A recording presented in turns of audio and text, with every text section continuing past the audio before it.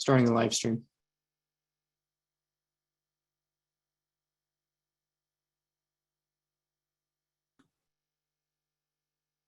Okay, live stream is up. At this time, will sergeants please start their recordings?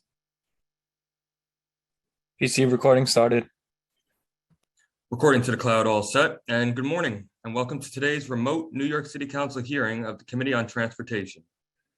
At this time, would all council members and staff please turn on their video? To minimize disruption, please place electronic devices on vibrate or silent mode. If you wish to submit testimony, you may do so at testimony@council.nyc.gov. Once again, that is testimony@council.nyc.gov. Thank you for your cooperation. We are ready to begin.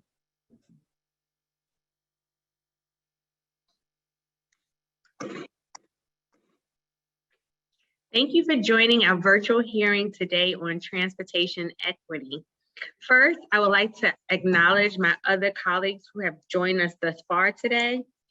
We are joined by Council Member Stevens, Lee, Juan, Williams, Ariola, Lewis, Narcisse, Kagan, and Carr. I'm going to turn it over to our committee counsel, Jessica Steinberg-Albin, to go over some procedural items. Thank you, Chair.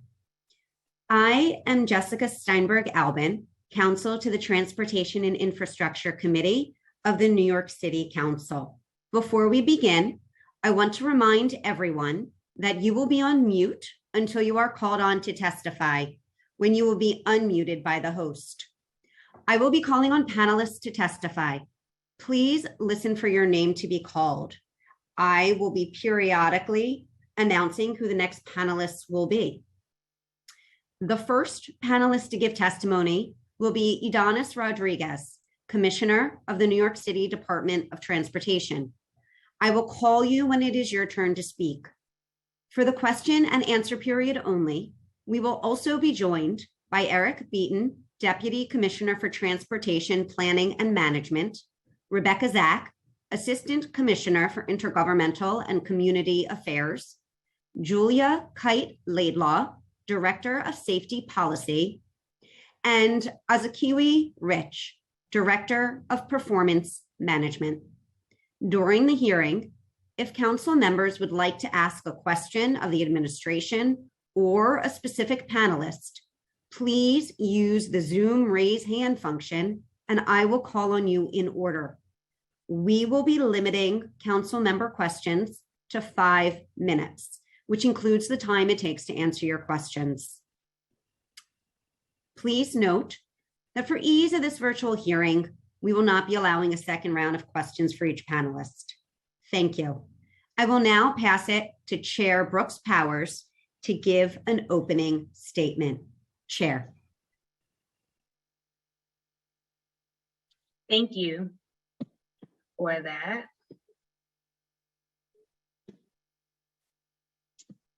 One moment. So thank you again for joining today's transportation and infrastructure hearing on the topic of transportation equity. For too long, the council and the city's transportation conversations have focused on communities, both geographic and otherwise, that are transit rich and best able to navigate our city streets, sidewalks, waterways, and subways. Today's hearing is the start of a new chapter. Under my leadership, the Transportation and Infrastructure Committee will focus on communities that have long been left out of our critical transportation and infrastructure discussions. Transportation equity sounds like an ambitious topic to tackle in our first hearing, and it is, because equity in transportation means many things. Equity in transportation means addressing the needs of neighborhoods that have suffered from long and dangerous commutes after decades of underinvestment. But it also means making our streets and public transportation accessible for people with disabilities, ensuring our children are safe going to and from school, promoting the use of minority and women-owned businesses when we allocate our transportation dollars, and focusing on improvement, not just enforcement, when we tackle dangerous driving. Fundamentally, transportation equity means listening to the needs of all of our communities and prioritizing those people and places that need our efforts and resources most. Many of the challenges we will discuss today are issues that matter citywide, and I'm excited to tackle the issues that all New Yorkers face. But it's also important that we remember how these citywide issues disproportionately affect some more than others, and question why that is and what we can do to change that. One example of that is street safety. All New Yorkers suffer when our streets aren't safe, and no council district is immune from the impact of traffic deaths. But because of a lack of historical focus or investment from the city, districts like mine, the 31st district in Southeast Queens, where more traffic deaths occurred last year than anywhere else in the city, see more of our friends and families hurt and killed on our streets and sidewalks. The same situation holds true in other districts, from the Bronx to Staten Island. And these disproportionate effects aren't limited to issues of safety, as the data shows that the same holds true when it comes to traffic pollution and lack of accessible infrastructure and other problems. I also want to make sure that when we are addressing these big issues, our city agencies are responsive to the individual needs of the communities they are working in. That means taking community input seriously and understanding that one solution will not work for every block in the city. As chair of this committee, I will work to make sure all of our community's voices are heard. I'm excited to question the Department of Transportation on their plans for tackling these challenges and on how the council can collaborate and push them to do better. I'm also happy that we have advocates and members of the public here today, and I look forward to hearing their proposals for issues this committee can be doing as we move forward. Finally, this hearing is only the first step in an ongoing conversation around transportation equity. On March 16th, we will continue the conversation as we bring these questions to the MTA as a part of our preliminary budget hearing, where we look forward to hearing directly from MTA Chairman Jano Lieber. Now we will hear testimony from the New York City Department of Transportation. I will call on our moderator to call on the witnesses from the administration. Thank you so much. Thank you, Chair. We will now call on Commissioner Rodriguez of the Department of Transportation to testify. Before we begin, I will administer the oath. Commissioner Rodriguez, Deputy Commissioner Beaton, Assistant Commissioner Zach, Director Kite Laidlaw, and Director Rich. I will call on each of you individually for a response. Please raise your right hands. Do you affirm to tell the truth, the whole truth, and nothing but the truth before these committees and before this committee, and to respond honestly to council member questions? Commissioner Rodriguez. Deputy Commissioner Beaton. Thank you. Assistant Commissioner Zach. Thank you. Director Kite Laidlaw. Director Rich. Thank you. Commissioner Rodriguez, you may begin when ready. Thank you. Good morning, Chair Bruce Power and members of the Committee on Transportation and Infrastructure. I am Dennis Rodriguez, Commissioner of the New York City Department of Transportation. With me today are Eric Beatty, Deputy Commissioner for Transportation Planning and Management, Julia Kite Laidlaw, Director of Safety Policy, Asidwe Rich, Director of Performance Management, and Rebecca Sack, Assistant Commissioner for Intergovernmental and Community Affairs. Thank you for the opportunity to testify on behalf of Mayor Adams and on DOT commitment to transportation equity. First, I must say that it is an honor to be before this committee, where I served for 12 years on the council and 8 years as a chair of this committee. And even more, I am so happy that my first hearing in this role is on equity, a topic that is so important for the chair, for me, and for many New Yorkers. I want to express both my and Mayor Adams' strong belief in creating a more equitable city that guides all our work. The positive benefits of our transportation investments must be available to all New Yorkers.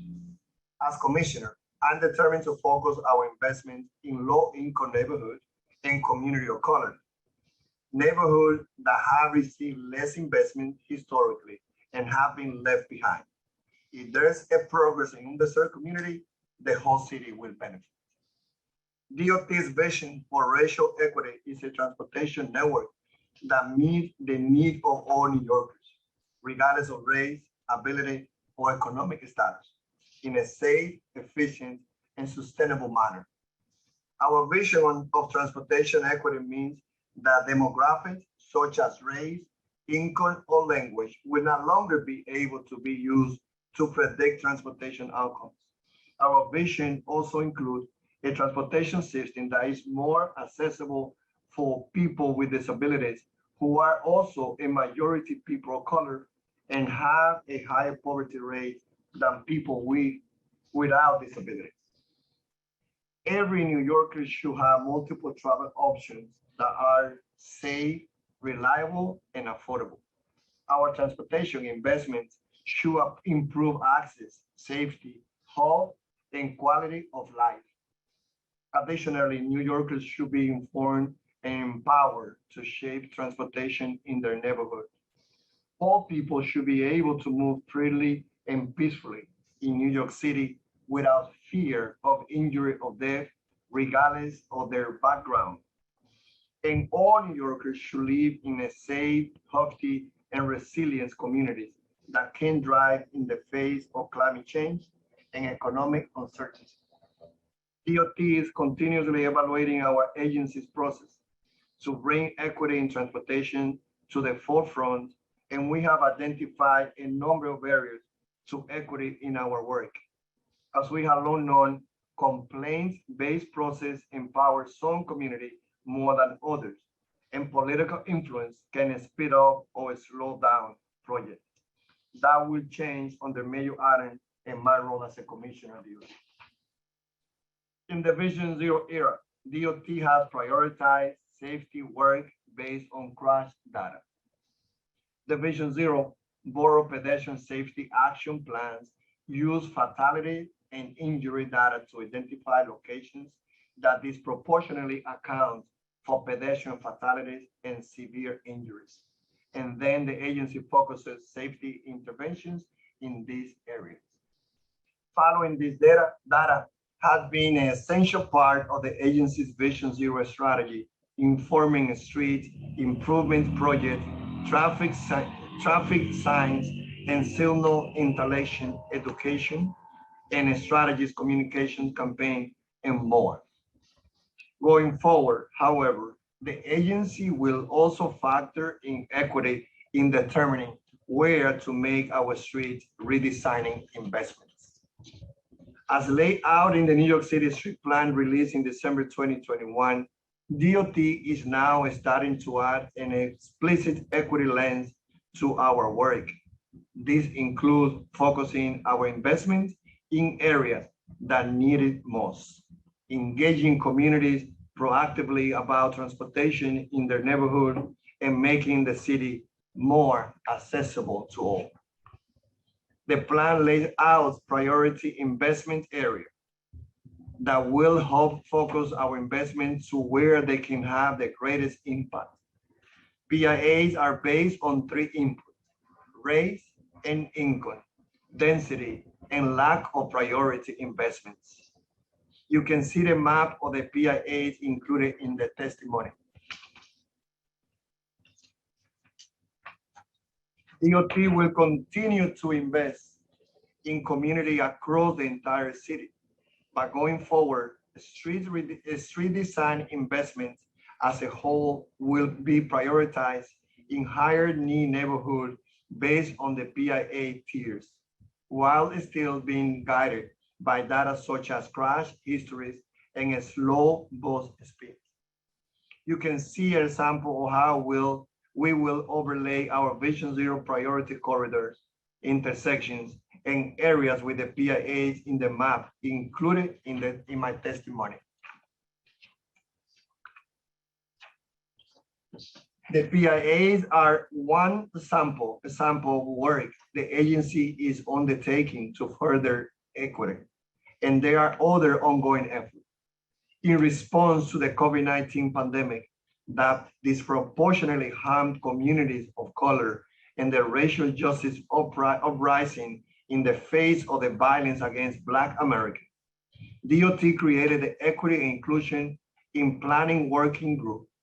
This internal working group's purpose is to further expand on the agency commitment to improving transportation outcomes for communities of color and ensuring that communities across the city have safe, reliable, and well-maintained street-level transportation infrastructure. The working group recommended developing the priority investment area, as well as other measures to consider equity in our work and strengthen community engagement. And in 2019, DOT began a structured hiring program through which the agency created an annual workforce profile to identify job titles where one or more demographic group is underrepresented. These titles are subject to a structured hiring that includes various measures to increase the size of the applicant pool, as well as reduce bias in the interview and selection process by having large and more diverse hiring panels, standard interview questions, and candidate scoring. Since the program launch, DOT has seen a 10.5% decrease in the number of titles with demographic underrepresentation. While we have much more work to do, I will now turn to some examples of how our work makes it easier and safer for travel around the city for all New Yorkers, regardless of factors including where they live, their race, or their ability, while improving health and sustainability by encouraging the shift to more sustainable transportation modes and cleaner vehicles. This is particularly important in low-income neighborhoods and community of colors, such as the South Bronx, where children have disproportionately suffered from asthma and being exposed to higher level of air pollution. Through the New York City Clean Trucks Program, the agency gives incentive to accelerate the deployment of cleaner trucks in industrial business zones, which are located near environmental justice communities that have historically been subject to a disproportionate amount of diesel exhaust emissions.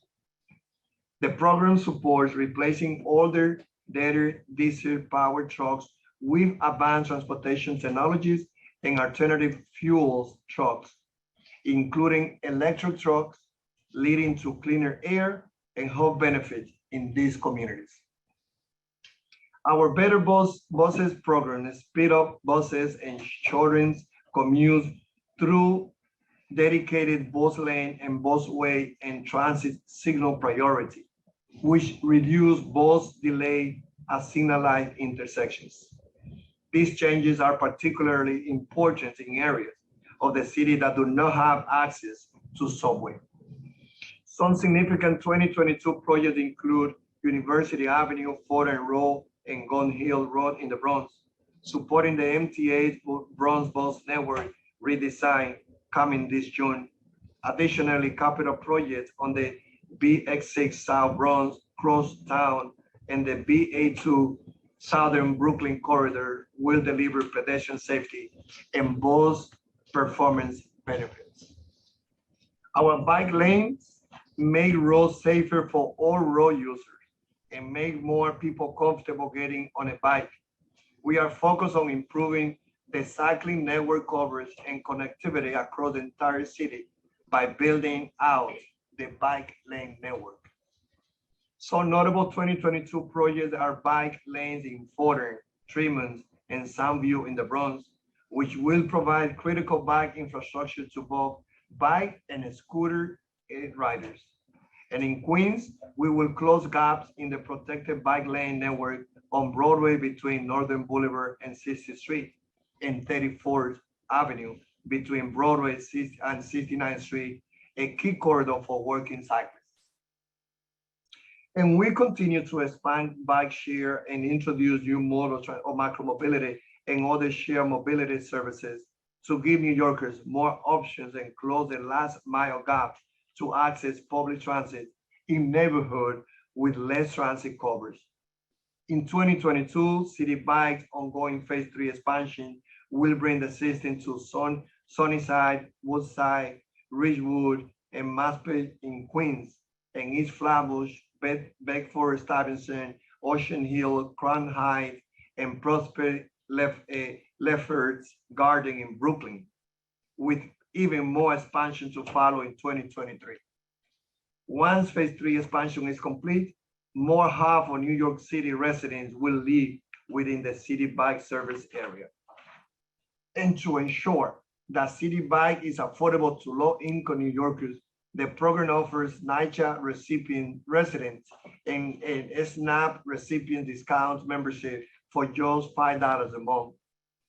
In the Bronx, where we recently expanded into many low-income neighborhoods and community of color, about 66% of all membership are discounted memberships.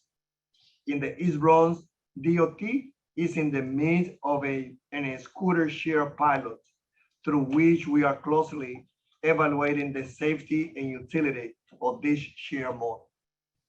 The three operators are all providing discounts program for low-income riders and are also testing a range of accessible vehicles for people who use wheelchair. We understand that many areas of the city still lack access to bike share or scooter share. We are actively exploring strategies to expand these mobility options to more neighborhoods. We will also do more to get the word out about the existing discount program so more eligible New Yorkers can have access to bike and scooter share services. Our car share pilot program also prioritizes equity and requires participant companies to deploy 20% of the car share vehicles within equity zones such as Parkchester in the Bronx and Far Rockaway in Queens. As we transition to a permanent program, we look to retain these requirements as well as encourage participating companies to provide discount pricing for low-income users. The agency is committed to making the city more accessible to all New Yorkers. DOT maintains and constructs pedestrian ramps citywide to provide for safe access on and off our street and sidewalks. Our accessibility pedestrian signal program is the largest and fastest expanding in the nation and provide access to traffic signals to blind and visually impaired pedestrians. The agency continues to work with the MTA to make bus stops physically accessible to all users, growing from long-standing program to upgrade bus stops under elevated subways to now address all kinds of physically inaccessible bus stops. And as part of Mayor's Adam commitment to enhance safety at 1,000 intersections, we are developing a program to install 100 raised crosswalks annually. This will make it easier for people with disability and all New Yorkers to cross the street at those locations.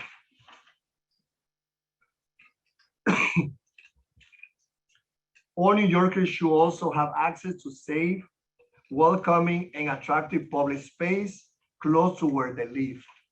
DOT redesigned streets to create, expand, and improve public space, and the One New York City Plaza Equity Program support the need of over 30 plazas in under-resourced neighborhoods, providing landscaping, maintenance, financial subsidies, and technical assistance to plaza partners organization.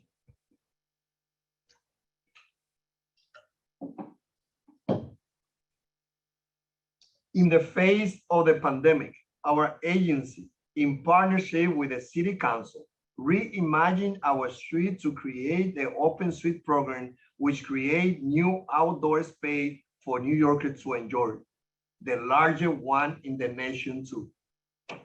Open Street partners have access to funding, programming opportunities, technical support, and citywide coordination and enforcement.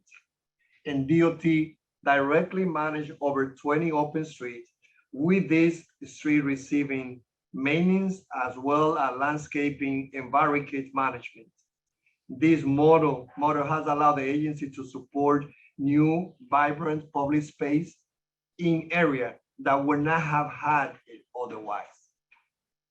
Also, in response to the pandemic, DOT, along with our sister agency, set up the Open Restaurant Program in matter of weeks to support the city beloved restaurant industry, save 100,000 jobs, and bring us all much needed joy during this challenging time.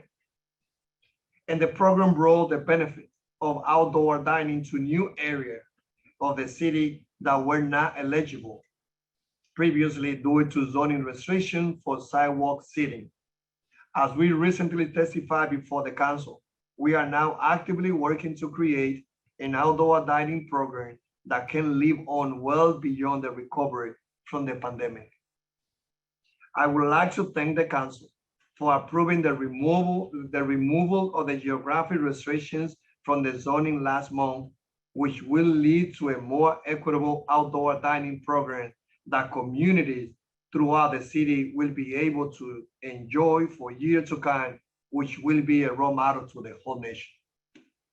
In addition to transforming the use of our streets and expanding transportation options, we know that street maintenance is important to elected officials and most important to our communities. And we are committed to keeping our street network in a state of good repair. To identify possible correlations between socioeconomic factors and past investment, we have been deploying ways to analyze the location and distribution of assets we manage, including the condition of our roadways. Our analysis show that our process of distributing resurfacing lane miles to every community board by relying on the street condition and number of lane miles in the board has led to an equitable program. There is relatively no correlation between high average income and DOT's investments in streets. And since 2016, the agency has used a scoring and ranking system that incorporates equity as an important metric to prioritize projects for our $4 billion 10-year capital street reconstruction program. Thanks to this method, we have seen a significant increase in capital funding for street projects in low-income neighborhoods and areas with low levels of capital investment from our agency historically. We are committed to improving this process and investing further in these communities. And we are proud to operate the Staten Island Ferry to provide free transportation from Staten Island to Manhattan to over 22 million people each year. Last month, I stood with Mayor Adams as we commissioned the new sandy ground Staten Island Ferry, named for New York's first free Black community, which was settled in 1828 and served as a stop on the historic Underground Railroad.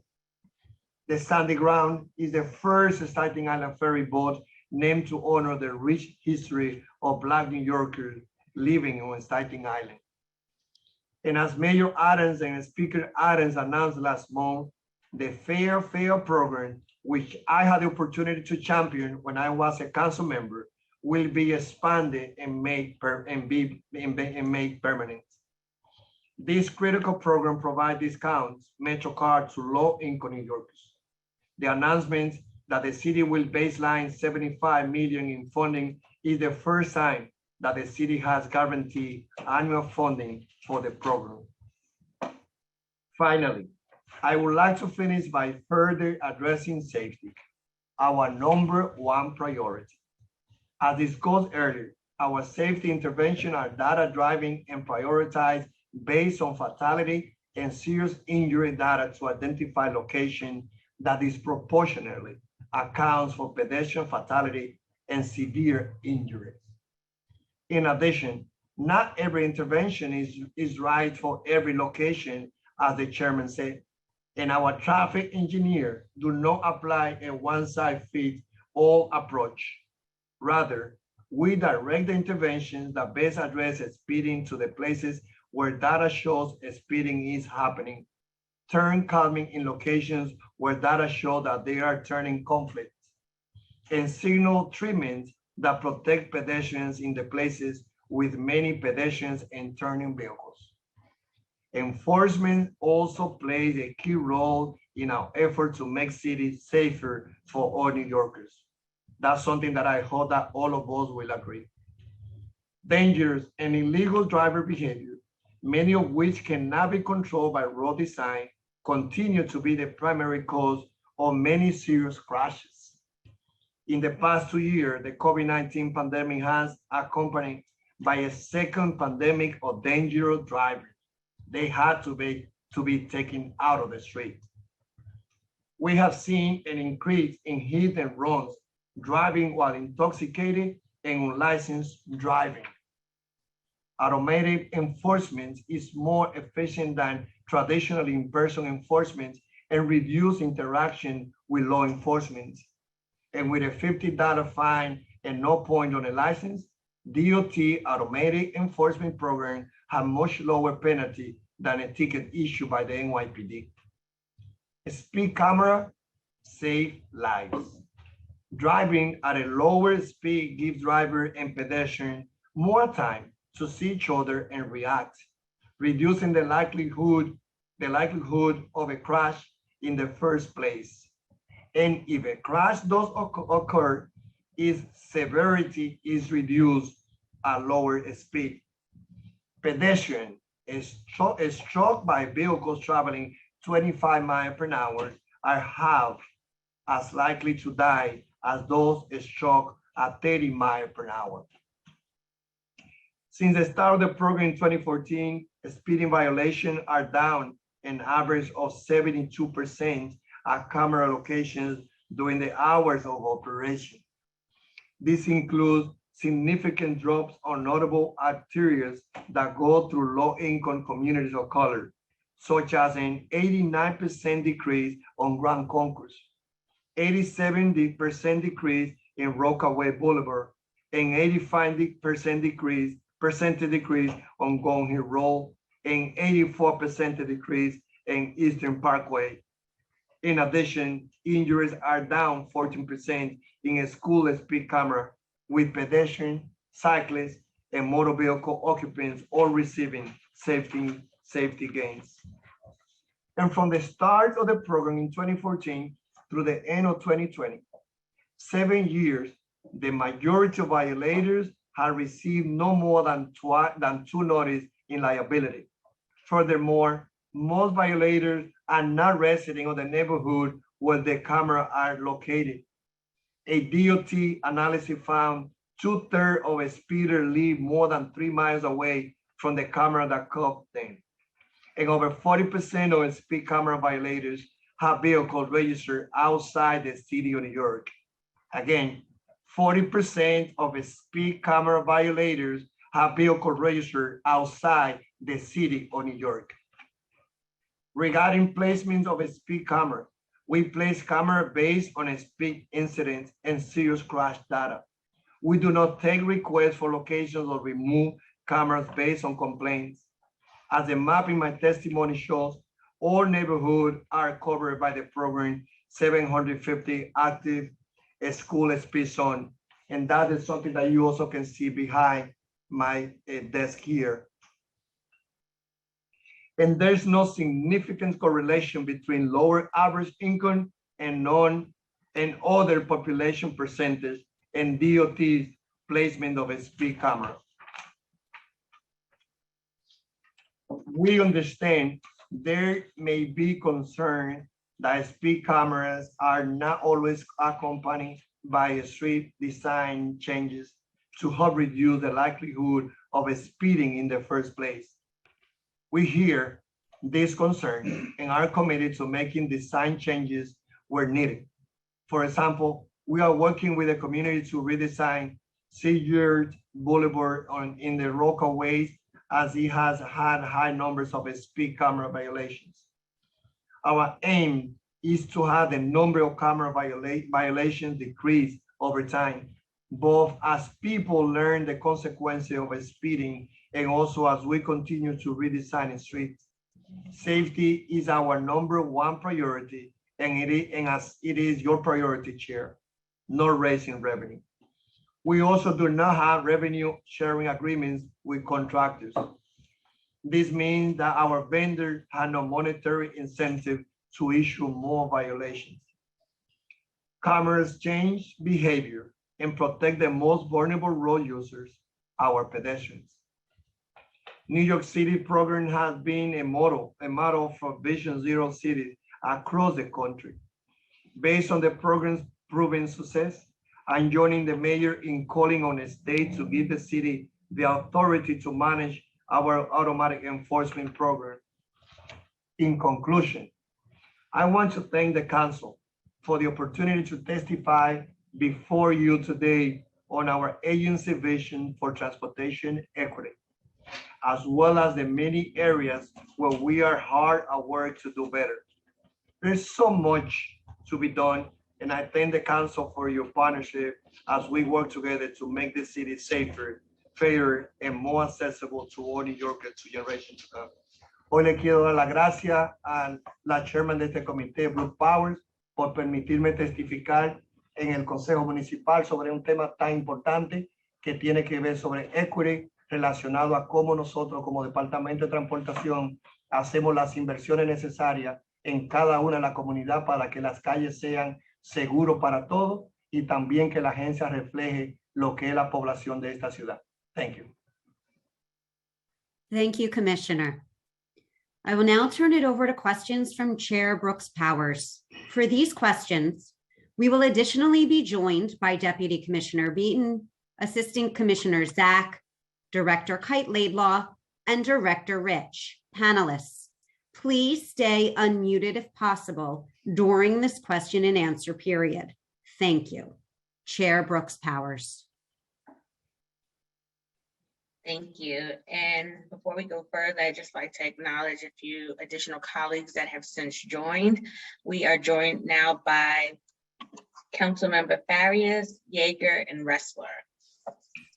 And before I start my questions, I first want to mention something about the process for our hearings.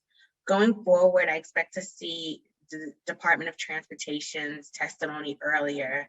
It's challenging for members to try and read the commissioner's testimony as it happens, and our conversations in these hearings will be much more meaningful if we have time in advance to review these detailed presentations.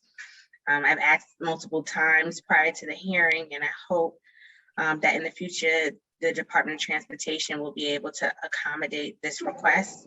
And considering the level of detail and data that I'm just now hearing, it's difficult to fully and comprehensively question and discuss such equity issues based on the timing in which we received the testimony.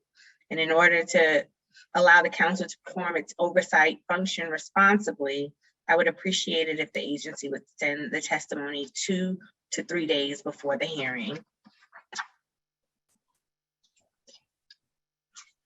So first, I want to talk about the distribution of transportation infrastructure and street safety improvements.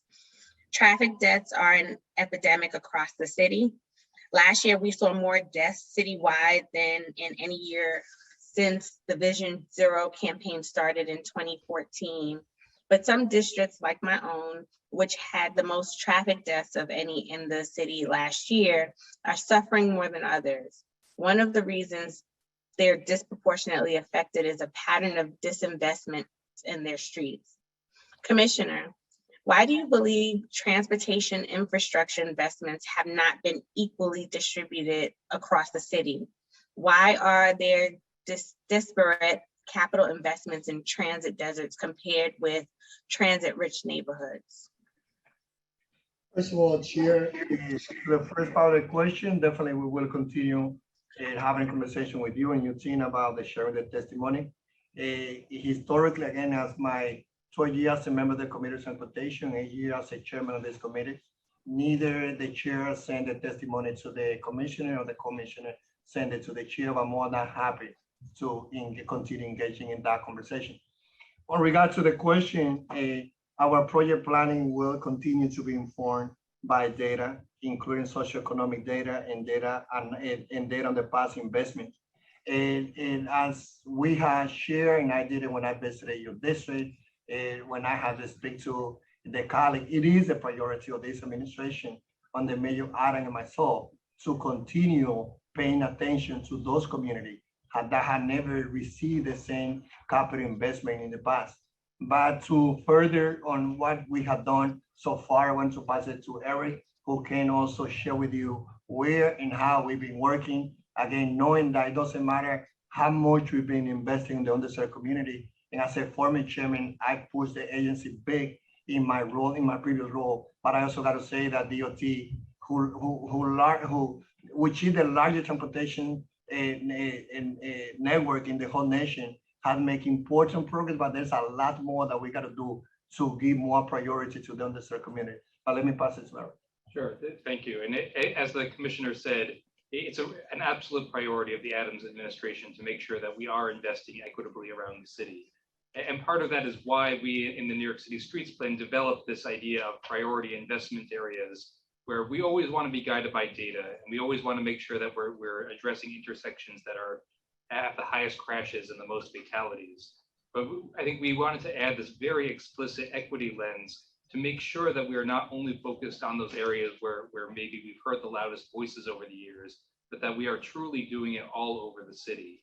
And when you look at the map with the testimony of where those priority investment areas are, it is guided by places that are disproportionately people of color, disproportionately low income, but also places where the agency has disproportionately not invested either its operational or capital street improvement resources over the years. And we are very committed as an agency to correcting those imbalances and making sure that as we do our safety treatments, as we implement our mobility plans, that we are doing that all over the city. And not just in Midtown, not just in the central parts of the city, but big investments in Central Bronx, in Southern and Eastern Queens, in Southern and Central Brooklyn. These are all parts of the city that deserve safety just as much as anywhere else. And we are going to be committed as an agency and a city to delivering that. Thank you.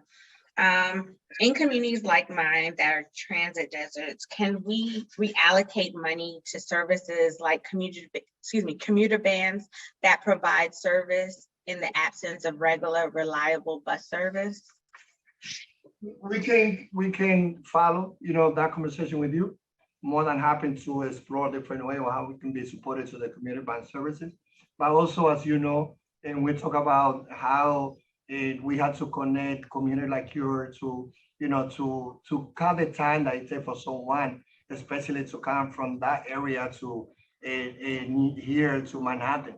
And the day when I visited, when we did our very productive walk through your district, driving back from your district to here to 76 and 3rd Avenue, I experienced myself. It took me almost 8 hours. So, but beside the commuter bands, I also got to say that we also want to bring more SBAs, BRT. We want to be sure that we also improve the bus services. And I'm going to be also calling my former colleague at the council to help me when we go to the community trying to bring more bus services, because sometimes DOT has the vision, has the resources, has a plan, but sometimes we also being pushed back by in some area where they don't want the bus lane. And I think that this is something that the partnership will make a big difference.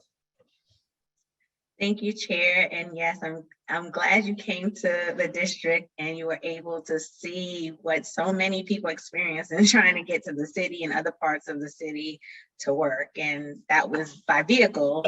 It's sometimes worse with public transportation. So thank you for raising that. How many bus timers are located in my district? For a district that relies on buses, we need to make sure that we have additional mechanisms in place to ensure riders have accurate information. Yeah, let me pose it to Rebecca, who. Chair, are you talking about real-time passenger information where you have, where you get a countdown of when the next bus is coming to a particular stop in your district? Yes. I don't have a particular breakdown of your district, but I can get that for you and follow up with Sydney if that works. Okay. Okay.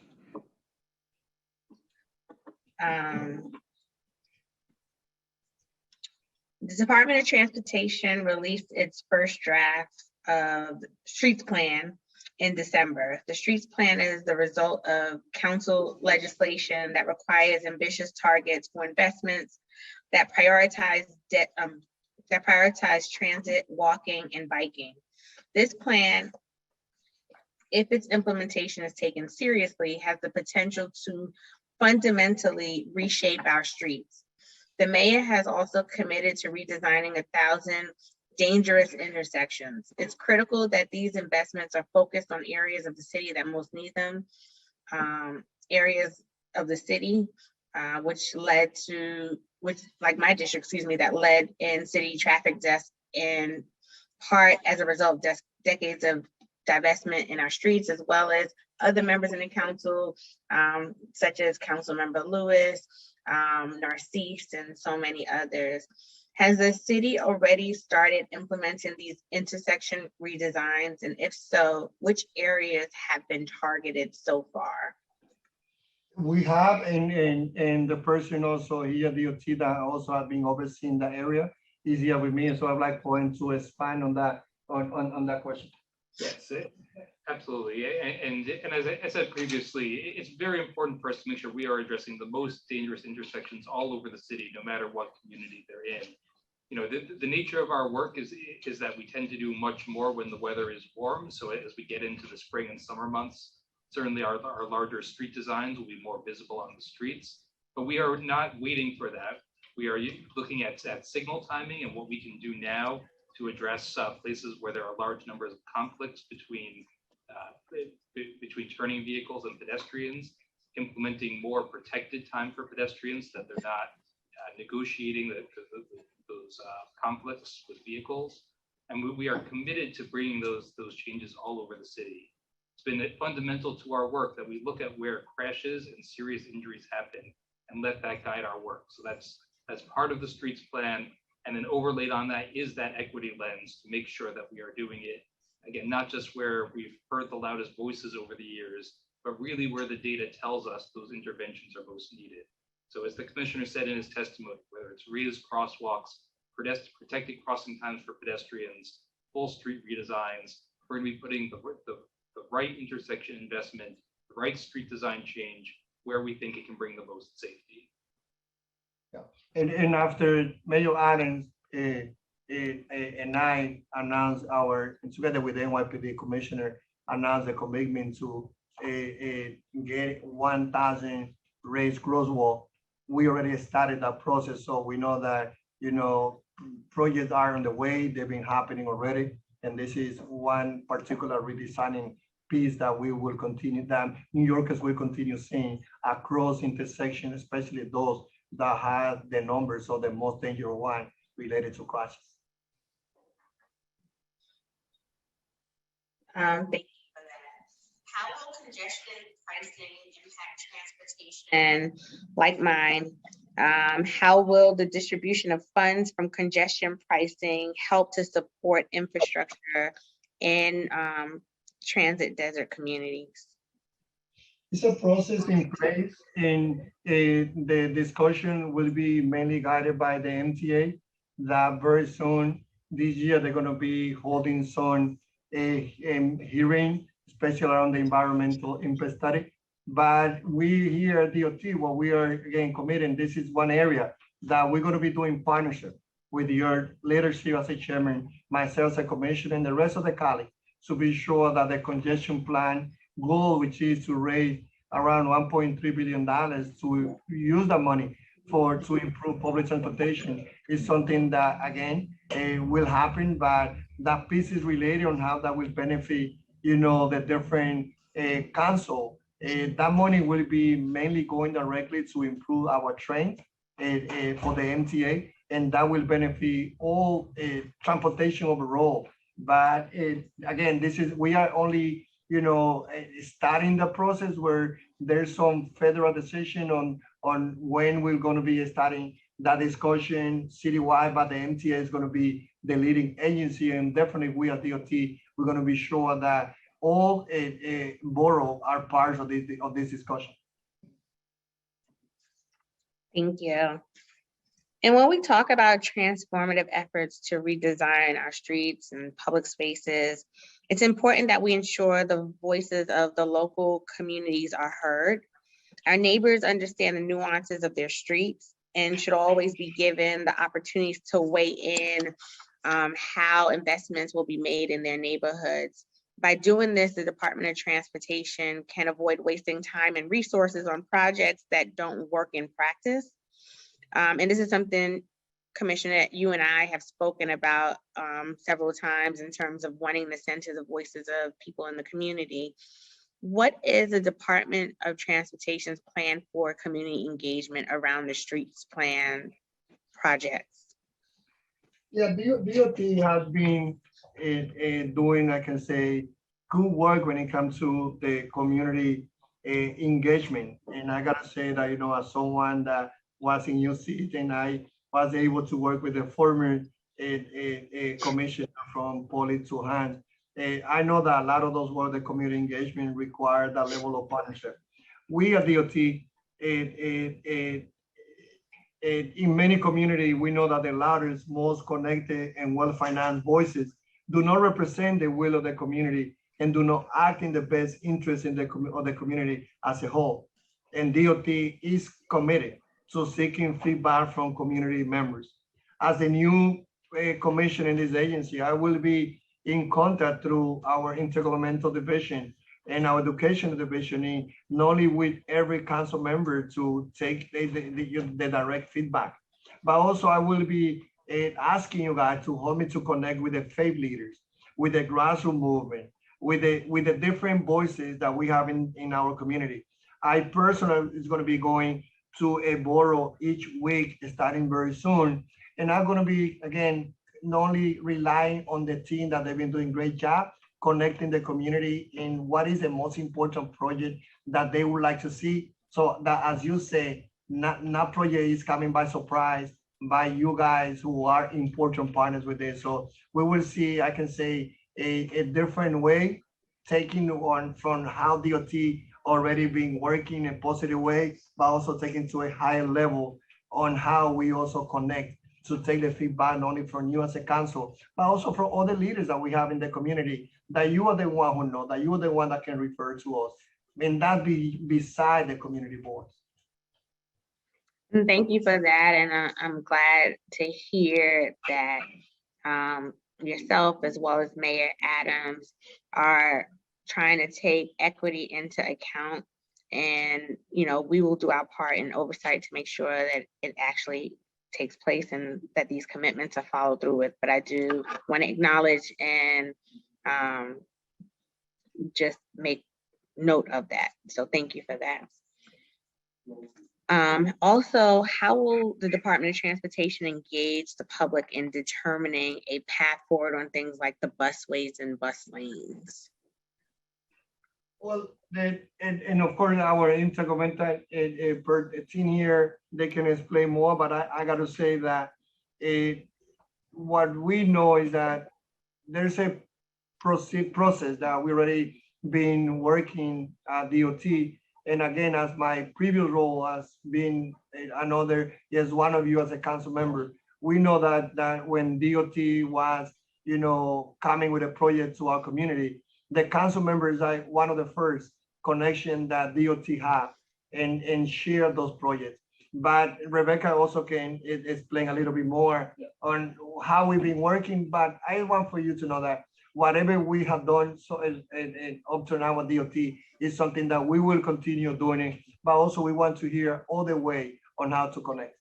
Yeah, I would say that we have robust engagement. I mean, not far from your district, we just recently wrapped up and continue to get community feedback on Jamaica Archer busways and out in Southeast Queens. So our transit development teams go to community boards and speak with elected officials on a sustained regular basis when it comes to projects in their district. And I don't know if Eric wants to say more about his team, but and we did that with the streets plan engagement too, leading up to the release of the streets plan. I don't know if Eric wants to. Yeah, just as the commissioner said, we have a strong commitment to make transit in the city work better and make bus speeds faster. And, the slowest bus speeds in the nation. And it's a tremendous harm to communities, especially outside the subway system. But we also know that we have to do it in partnership with the community. How those are implemented and how we need to work with businesses and other local institutions to make sure that we do it in the way that reflects the needs of the community.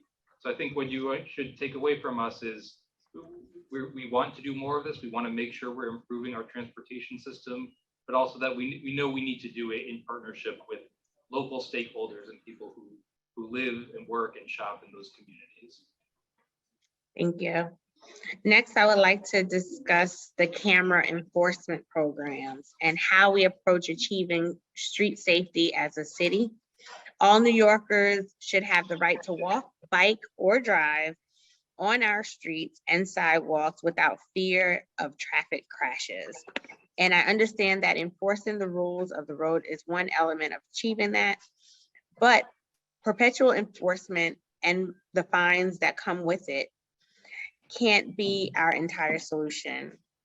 The city needs to have a plan to make streets safer so that eventually our need for enforcement is reduced. And I know, Commissioner, you mentioned that that is the intention, but I just wanted to underscore that. And rather than making these systems a permanent means of revenue generation in our communities. So how is the Department of Transportation choosing which areas of the city to implement speed cameras? And more importantly, does the Department of Transportation have a plan to prioritize speed camera locations for traffic calming and other safety investments? The answer is yes, and that's connected to the previous question again that we've been talking, that you've been asking, and we've been engaged in this conversation. You know, as the question came before on how do we determine which infrastructure investment are needed in the underserved community? How are we engaging the community in those discussions? Well, there's no doubt that investing on redesigning is a top priority for us. So bringing a speed camera is not the only a factor that we need to look at. What we know is that, first of all, when it comes to the speed cameras, I say in your testimony, and back here you can see, and anyone can see behind my desk, this is how the speed camera are being distributed. And you can see that they being distributed equally in most of the borough, most of the community. What we also know is also that when the speed camera are installed in the area, there's a reduction of crashes. And as I said before, and probably I will have a different approach when it comes to, you know, a speed camera use automatic enforcement if I would not be a member, if I was not a member of the Community Transportation for 2 years. Because when I see the story, the images of those working class, middle class, upper class New Yorkers, all New Yorkers losing their life in each of our council districts, we know that when we bring a speed camera, it reduces crashes and it saves life.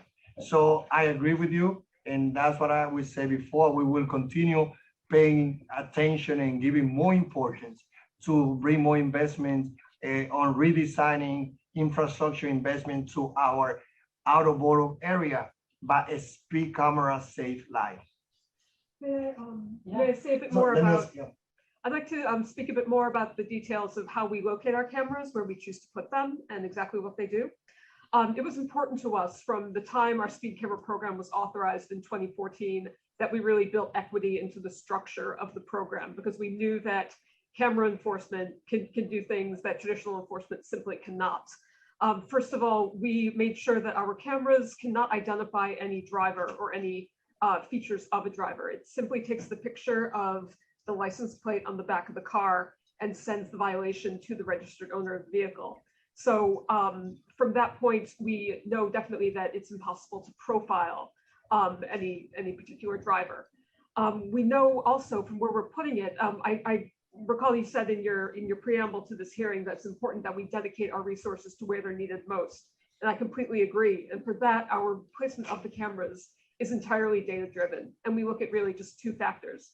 One is the incidence of death and serious injury on the corridor, and the other is the incidence of speeding. We take no other factors into account. When we unrolled our 750 speed zones as allowed by state law, we did them in the priority of where the death and serious injury and where the speeding was worse. And now that we have the 750 as allowed by law, as you can see, there's no community that does not have cameras. And the way that I prefer to think of it is there's no community in which pedestrians who are most likely to be traveling locally are not protected. We also believe that what's equitable about them is that the violation is $50 and no points on the license, because again, we can't identify the driver. That's a lot less than if a police officer pulled someone over for speeding. And we've also found that it's really effective for most people. I reviewed the data from the 8 full years that we have of this program, and of all the plates that are receiving violations, the majority got no more than 2. The vast majority really had no more than 2. So with that really light touch sanction, of course, nobody wants to pay any ticket, but if you're going to get it, it's a lot less than what the consequences of speeding could have been. I believe $50 or at most $100 is really small price to pay for learning a behavior to save a life. We've also built in things like there's essentially a 10-mile-per-hour buffer with the cameras. The camera does not snap your plate unless you're going at least, unless you're going more than 10 miles per hour over the limit. In most places around the city, that means you have to be going 36 in a 25. And I mean, for a safety professional who, like my commissioner said, a 5-mile-per-hour difference in speed can mean a great difference in survivability. We do believe that that's more than fair. It balances fairness as well as accountability. And then I just want to also mention, like the commissioner said earlier, the majority of the tickets being issued are not necessarily going to local drivers. We've done an analysis here at DOT of a month of data, and we found that 2 out of 5, about 41%, were actually going to vehicles registered outside the city of New York. And if we drill in a bit further to the addresses of these registered vehicles, 2/3 were located more than 3-mile radius from the camera. So we find it's not local people in the community who are mainly tripping up the speed cameras, but it is local people in the community who are benefiting from that 14% decrease in injuries and that 72% average decrease in speeding at the times that the cameras are open. And then finally, I think one important point for equitability, because as you've probably seen, there's been controversy over speed cameras in places like Buffalo and Chicago and other cities around the country. Our contractors do not get any portion of the revenue. All the revenue from speed cameras goes into the general fund.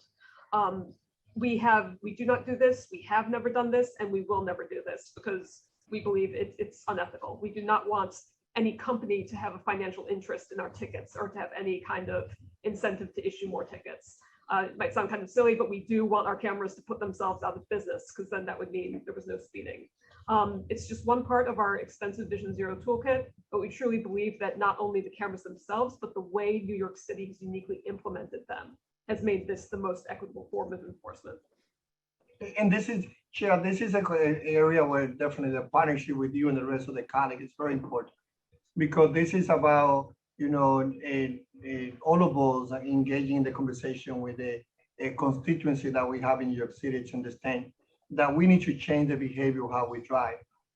When we got Albany support for us to reduce the speed limit to 25 miles per hour, we heard the testimony of everyone, doctors and advocates, saying when a driver is driving at 25 miles per hour, he or she is safer and the pedestrian is safer too.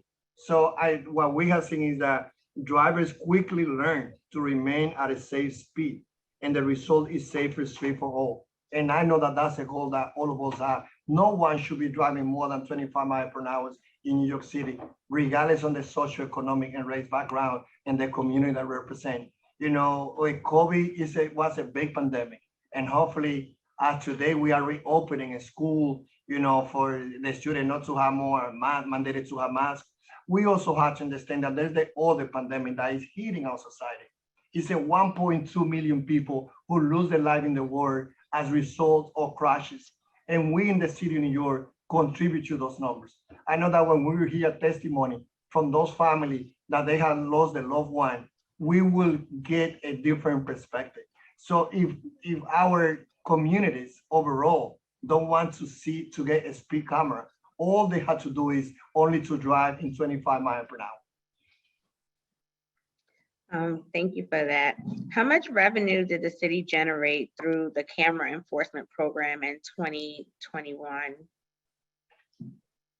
We can get this to you. We do issue annual reports as required by state law, and it is available online. If you just search New York City speed camera report, and that will be available. Our last published data is for 2020. But I can forward that to Sydney and also follow up the revenue number too, Chair. Thank you. In the same spirit of that, I wanted to know if the administration has plans to ensure that the investments in safe streets are made in amounts that correspond with the fine revenue that we are taking in. Well, like I said earlier, we know that the people who are getting the actual fines do not necessarily, and in most cases, do not live in the communities where these are happening. By state law, all revenue from speed cameras must go into the general fund.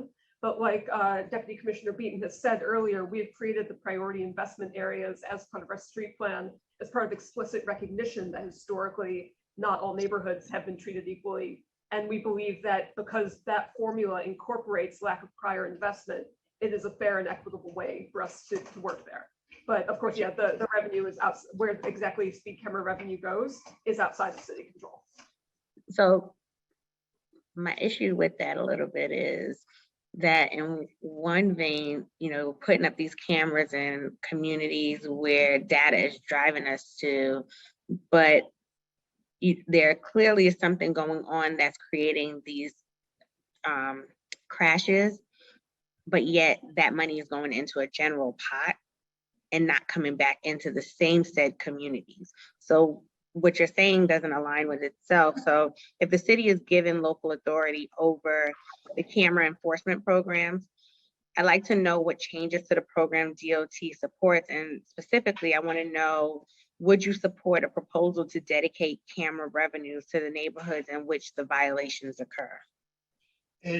Look, I think that, as you know, we will have the budget hearing very soon, and more than happy to expand on that. But I can tell you that, as you know, the answer is, for me, we need more resources than what we have, because it's like when we are moved to the responsibility that we have from legislator or commissioner, we know that we have limited resources.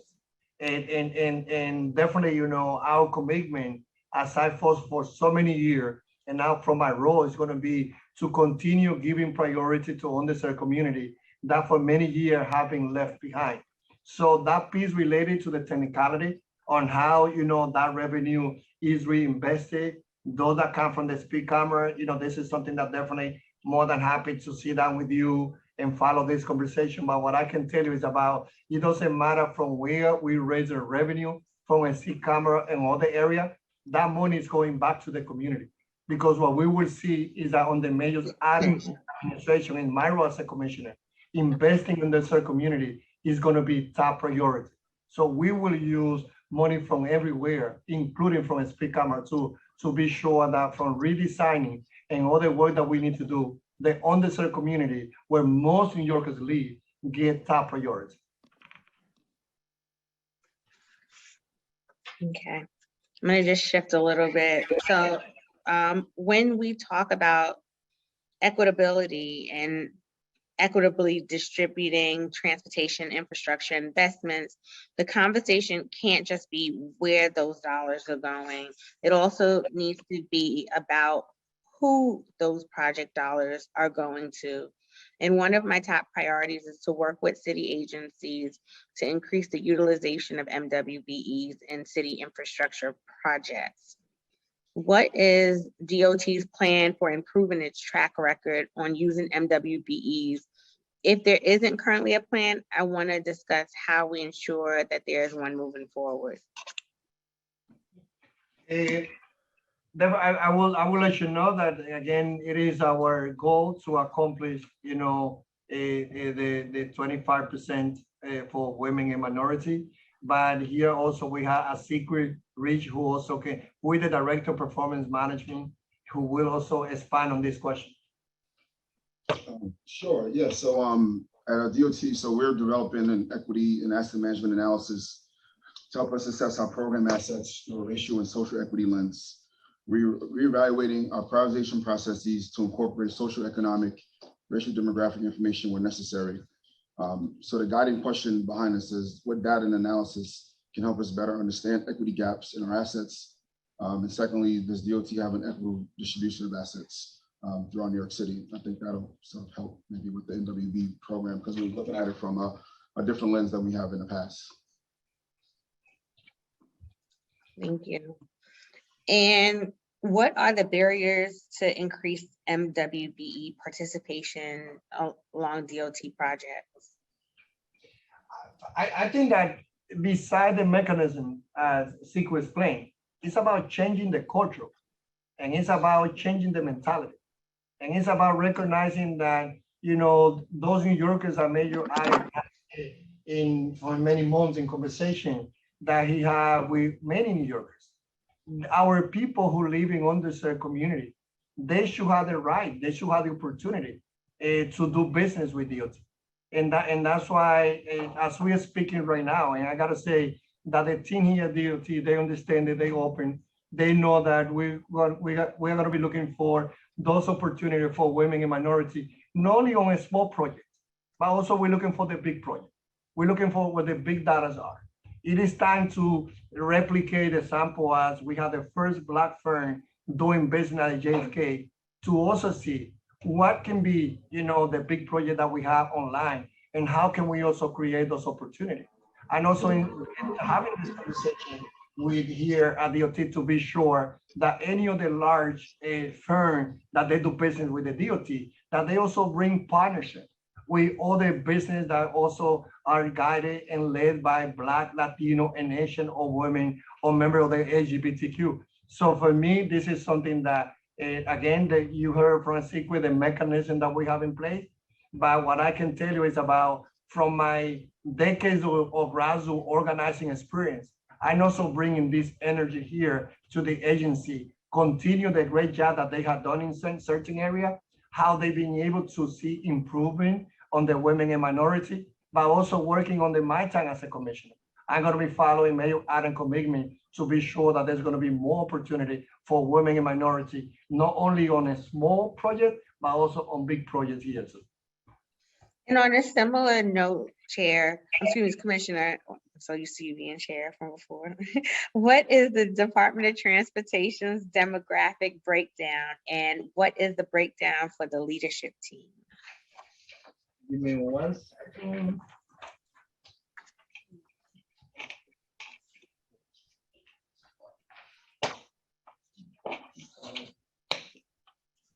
The breakdown, the DOT headcount is 5,615. There are 3,132 people of color, Black, Hispanic, and Asian, and Native American, meaning about 56% of the workforce are people of color. DOT has 114 leadership, a high-level position, defined as executive director level or above.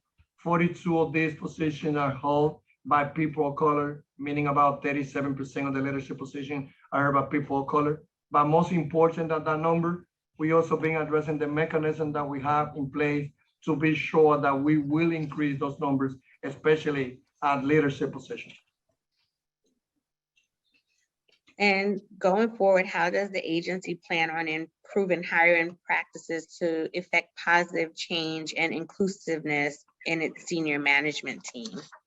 Yeah, let me pass it to a speaker also who he also can expand on this one. Beside what I say overall, we will see major changes. on how we will have an agency that will represent the diversity of New York City, and knowing also that DOT has been doing important progress, but there's a lot more that we got to do. And this is not only about DOT. This is about the city of New York. This is about changing the culture that we have when it comes to giving opportunity leadership to all a group that make this city the best one in the nation. So the DOT has become more intentional and holistic over the past few years in our hiring practices. Let me name some of the key initiatives we're proud of. First is our Diversity and Inclusion Committee, which was established in 2018 as a governing body to support various diversity and inclusion initiatives at the agency. For instance, increasing representation of people of color on high-level positions and ensuring fair and equitable promotion opportunities across the agencies. Next, I'll mention is the Workforce Profile Report, which the Commissioner mentioned in his opening statement, which baselines figures related to underutilization and workforce composition broken down by DOT division and job group. The report includes key performance indicators to measure the successes of some of the committee's initiatives. It also designates a set of titles of interest which are experiencing underrepresentation in one or more demographic groups. Titles of interest are subject to our structured hiring program, again, which is something that the Commissioner mentions open a statement, which mitigates bias, subjective error, and confusion by establishing written onboarding guidelines. And lastly, which I think is a really great initiative here, is the Employee Resources Group, which are employee-led groups of employees, obviously, who seek equity and belonging in the workplace. ERGs, or we call them, began in the 1960s in response to racism. They celebrate, promote, and advocate professional development, cultural connections, and diversity and inclusion. Finally, the ERGs are essential in helping DOT achieve the strategic diversity and inclusion goals of workforce diversity, workplace inclusion, and community understanding. And I gotta say that everything that Secret explained is what we will be guiding our agency as we move forward. Thank you. And I know my colleagues also have questions, so I will turn to them now and come back with more questions in the second round. Thank you, Chair. I will now call on council members in the order they have used the Zoom raise hand function. If you would like to ask a question and have not yet used the Zoom raise hand function, please raise it now. Council members, please keep your questions to 5 minutes. The Sergeant at Arms will keep a timer, and I will let you know when your time is up. You should begin once I have called on you and the Sergeant has announced that you may begin before delivering your testimony. First, we will hear from Councilmember Lewis, followed by Councilmember Stevens, followed by Councilmember Narcisse. Councilmember Lewis. Starting time. Thank you, Chair Brooke Powers, for holding this very important transportation equity hearing. My district suffers a lot with we're a transit desert, but most importantly, transit fatalities happens in this district a lot. So I have like 4 quick questions to ask the panel, and I'll just go straight through and ask all of them because we're limited on time, and you could answer or respond accordingly. On February 13th, a driver fatally struck a teenager from my district on Kings Highway. Kings Highway is known as the road of death. And he was only 1 block away from home. This incident was a major tragedy for our district. So I wanted to know from DOT, are you regularly tracking the intersections and thoroughfares where crash and accidents occur? If no, why not? And if yes, is the data compiled and then used to prioritize those areas for redesign or increased safety measures?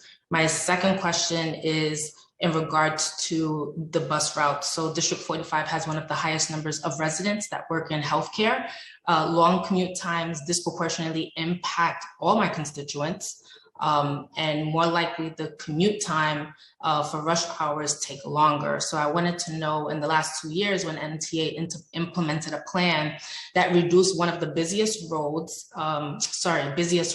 which is the B46 on Utica Avenue, which goes through 5 council districts, by adding longer buses for a larger capacity for more passengers. I wanted to know if MTA saved on that And are there plans to change more bus routes? The other question I had was in regards to tractor trailers. I wanted to know how is DOT addressing illegal parking of tractor trailers in residential neighborhoods in New York City? I know all of our council districts are going through this, and I wanted to know, is there a remedy that DOT was thinking about?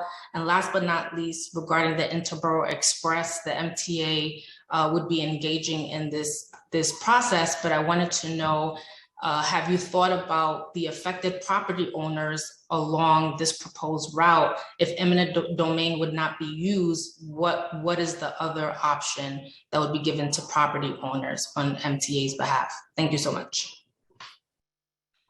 Let me start with the last one, with the Queens, Brooklyn, Interborough connection. MTA is going to be guiding that conversation. So definitely, you as one of the council members that represent area where that community will be impacted. More than happy again to make the connection between your office, yourself, and MTA, as we will be planning the community engagement meeting. With the legal parking trailer, I don't know if Rebecca would like to add to that one. No, I mean, I was gonna say it mainly remains an enforcement issue, but Eric, I don't know if there's something you else wanted to say about that. Right, so it's of course illegal to park tractor trailers on the street overnight or any commercial vehicle, but it's both sides of the coin. We work with PD to target enforcement, and when we hear about locations, we work with them to really get out there. We're also working with our partners at EDC because we want to try to provide legal places off street where they can go, because we know that there are federal hours of service rules that sometimes lead to this behavior. And by providing legal places for them to go, we think that's the best way to get them out. So it's not just enforcement driven. So we will, this is about a lot has to do with enforcement, and let's be sure that also any particular case that you have or the colleague has, at the council, please, let's be sure that our team also put some pressure to see more enforcement happening there. When it comes to the buses, our commitment is to address transportation deserts. I don't know if we have any specific answer to that question in that bus lane. Do you have? Yeah, I mean, the B46 Utica Avenue, it's the busiest bus route in Brooklyn. We know it's a critical lifeline for a huge swath of your district and others as well. And so we work very closely with New York City Transit to put in the bus lanes there, so that the buses can go faster to get people to the subway or to the hospitals or other places. One of our big asks with the MTA is whenever we put in a bus lane, we want them to put that time savings back into more service and better service. And what we see over the years is that when buses go faster, more people take them, and that causes the MTA to increase service. We want to continue working with them and make sure that they are increasing that service, not decreasing it, because that's part of the bargain. Is we want the bus service to be better with the bus lane, and we have a strong partnership with them, and we'll absolutely follow up to make sure there. And then can you say a little bit more after she specifically started her questions with the Kings Highway crash on kind of going through our process from there? Sure, and that's I think the crash at Avenue K, right? Just Yep. Avenue K. Time expired. And we'll have to follow up with you, but that's the kind of thing that we worry about a lot. Kings Highway, it's a very wide intersection. We do have a capital plan underway to rebuild and redesign that intersection to make it safer. But we also know, this was a car with temporary plates. It was a pedestrian who was crossing outside of a crosswalk. We want to make sure that both the design and the enforcement come together. And we absolutely use data. It's typically collected by NYPD, but we get it in essentially real time so that we can be always focused on where crashes are happening around the city. And in that case, or any other cases that any council member may ask about how do we use information in a crash, one thing that we should know is that the council passed a bill that I had the honor to prime that mandate now that when any crash happens, and as the investigation squad unit, they are the one, they go to the scene. DOT also send the team, get information, and use those data information to make decision about how we will be redesigning different sections in the city. All right, love to follow up with you all. Thank you so much, Chair Brooks Powers. Thank you. Thank you, council member. We will now hear from Councilmember Stevens, followed by Councilmember Narcisse, followed by Councilmember Ressler. Councilmember Stevens. Starting time.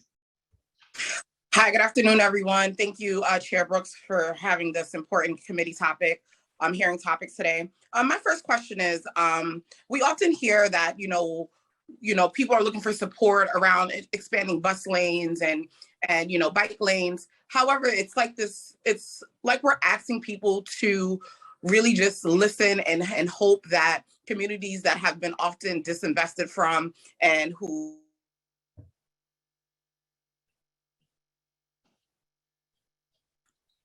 Councilmember Stevens, you're on mute. I'm sorry. Did you guys hear that? I'm sorry. Do I need to start over? Well, my question is more around like for in a lot of transit deserts, like in my district, it's often this question of like, you should just really hope and trust and listen around the bus lanes and we know best. But what is DOT and MTA really doing to help regain the trust of communities that feel like over the years they've been disinvested from? Well, as you hear, our commitment to expand the level of community engagement, that level of engagement will involve not only the community board, but also it will involve the local council members, as also the faith community, all the leaders that we have in our community that sometimes they have not been part of this conversation. We also, I also want to, be honest to all of us and share that as we talk about transportation deserts, where we know that our buses are the immediate resources that we have beside micromobility. Sometimes, as you said, we know that we hear from members of the community that they want to have faster and efficient bus services, but sometimes then there's other voices that they don't want those bus lanes to be in the community. So I think that engaging in the community, and of course, working directly with leaders like you and others, we will make some progress.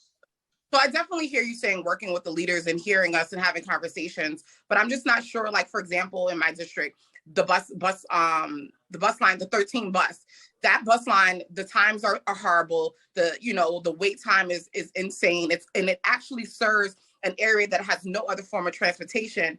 And to be honest, I don't think people are really interested in having conversations and actually would just like to see real change. So I think that actually gaining the trust is actually doing the work and really improving these times so that people aren't standing outside for hours on end waiting for a bus.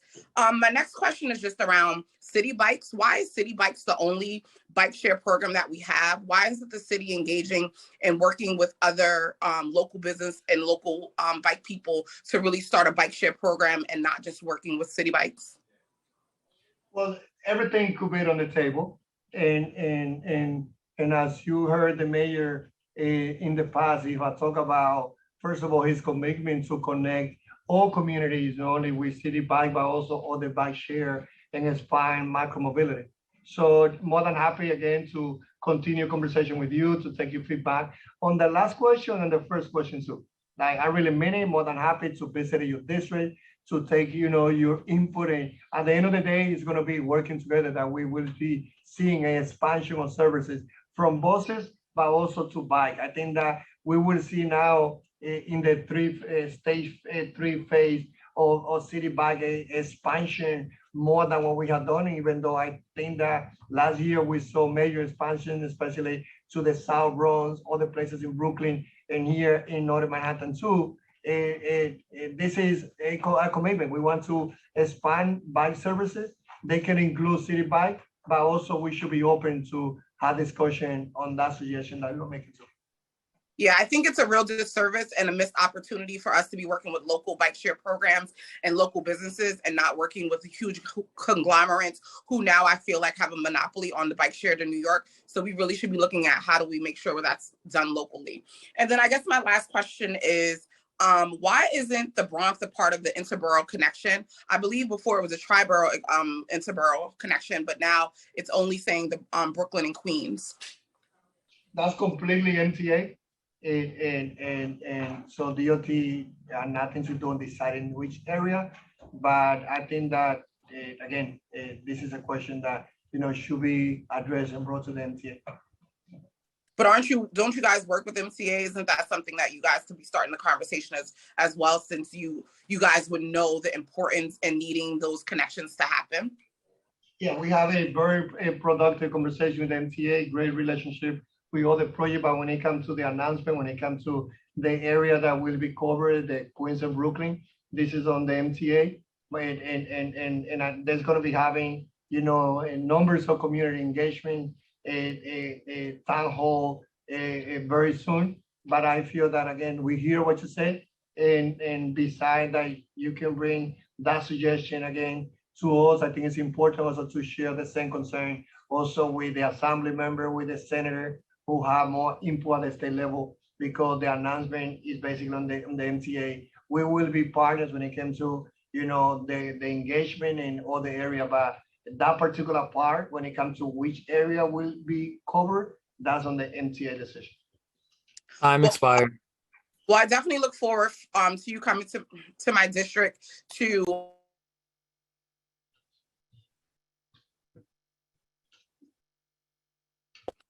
I'm sorry, I was just saying thank you, and I look forward to you coming to my district to see what I'm talking about, because we definitely are a transit district, and I hope that we can work together moving forward. Thank you.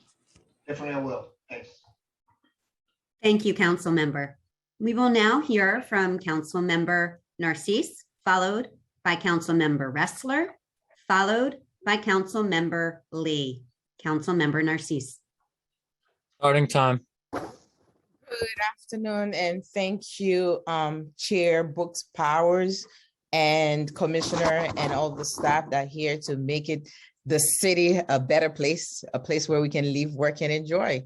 I live in a real transportation desert. I live in the southeast of Brooklyn, which is Canarsie, Mill Basin, Bergen Beach, Chipshead Bay area. When you live in the area, when people ask you, where you represent, you say 46th district. Where is that again?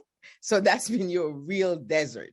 So my question, actually, it's about the study that I know in 2019, the MTA Subway Bus Division joined with the city agencies to find out the improvement that can be made, the extension from the subway extension from Utica to Eastern Parkway to Kings Plaza.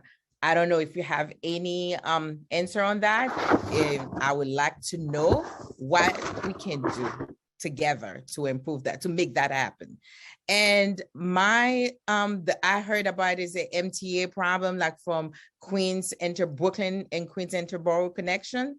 Even with that connection passing by us, we still cannot make the connection because it's so far apart from Seaview Village, from the area that closer to Bell Parkway. So if any plan to improve our bus line, that would be great. Another thing that I need to cover, which I realize many of us have the same problem, it's our street is very dangerous. I have two big intersections that's most dangerous probably in Brooklyn. It's Flatbush and Avenue U, and Flatlands and East 80s. So if any plan to improve those streets, that would be very much appreciated, because we're losing lives that we don't have to. And on top of it, Rockaway Parkway and Seaview Avenue.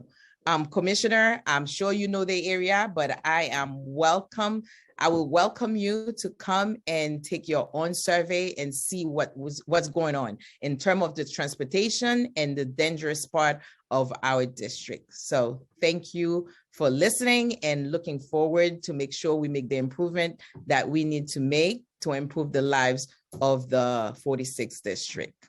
Thank you. Thank you, Council Member. Definitely, I will be visiting your district and spending time not only with you, but if there's any leaders in your district that you also want me to interact when we schedule the visit, more than happy to do it. So our team here, that will follow up with you. I think that when it comes to the intersection, where the most dangerous one, those are information that, of course, Eric also can expand to that one. But I feel that we have good data when it comes to identifying the most dangerous intersections. But if there's any particular one that you want to highlight to us so that we can compare, more than happy to do it. Our business here is your business, is to save life. We don't want to see anyone to lose a life because, we have danger intersection. This is our commitment. Of course, as we said before, New York City is only a place of 350 square miles. So it's a more density that we have in the whole nation. But we are proud of all the work that the leadership team here at DOT has done it. But there's always opportunity to grow and to focus on those intersections that is important for your constituency is our priority here. So let's be sure that we any particular intersection are highlighted. When it comes to the buses, I want to pass it to Aaron. Sure, and as you say, yours is a very bus-reliant district, and we've done some work over the years. Certainly, Kings Highway, we made some improvements on flatlands. But as I mentioned before, we have a big capital project coming to further improve Kings Highway and Flatlands Avenue, and hopefully address some of the safety concerns you mentioned along Flatlands as well that are also present there. So certainly we've done work on Utica, we've done work on Nostrand, with the upcoming work on Kings Highway. That isn't to say that it's enough. We know that more is needed, and we'll continue to work with you and find more places, whether it's bus lanes or signal priority or bus stop improvements, that we really want to make sure that we are focused on bus service in that part of the city. I really appreciate it. I'm looking forward to working with you. If you have anything else to add, I want to hear, because we need to improve the 46th district, and Nostrand Avenue too, by Nostrand and W and X around there is as dangerous as the others as well. Time expired. Thank you so much. Thank you, council member. And before I call on the next council member, Commissioner, this volume is going in and out on your end. Just wanted to make you aware. We will now hear from Councilmember Ressler, followed by Councilmember Lee, followed by Councilmember Ariola. Councilmember Ressler. Starting time.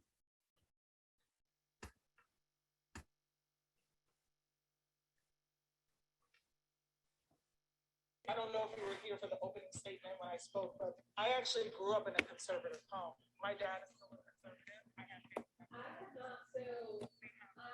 Sorry, would it be possible to come back? Yes, we will come back to you. Sorry, I tried to lower my hand to go further in the line. I'm just double hearing right now. I apologize. Okay. We will now hear from Councilmember Lee, followed by Councilmember Ariola, followed by Councilmember Ressler. Councilmember Lee. Starting time. Sorry, can you guys hear me okay? Yeah. Hopefully. Okay, good. Thank you so much, Chair Brooks Powers, for holding this hearing, as well as Commissioner. It's great to see you on the other side now.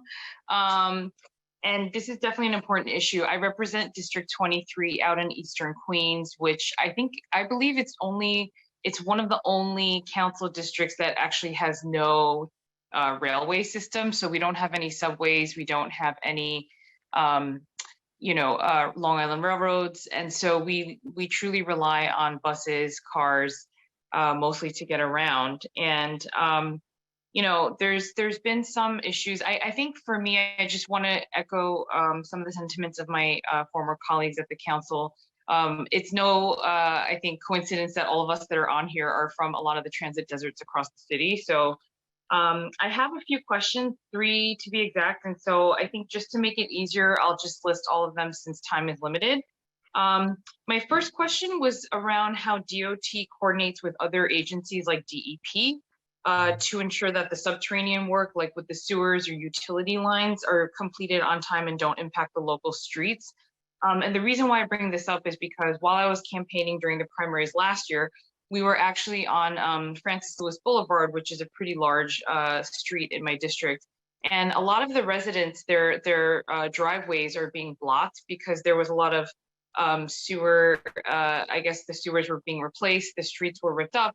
And I had asked a couple of them, they were actually complaining because they had not had access to their driveways in a while. And, it's still an ongoing issue on Francis Lewis. I think they've made some progress, but when our offices reached out to both DEP and DOT, there seemed to be confusion around which agency was actually in charge of the work there.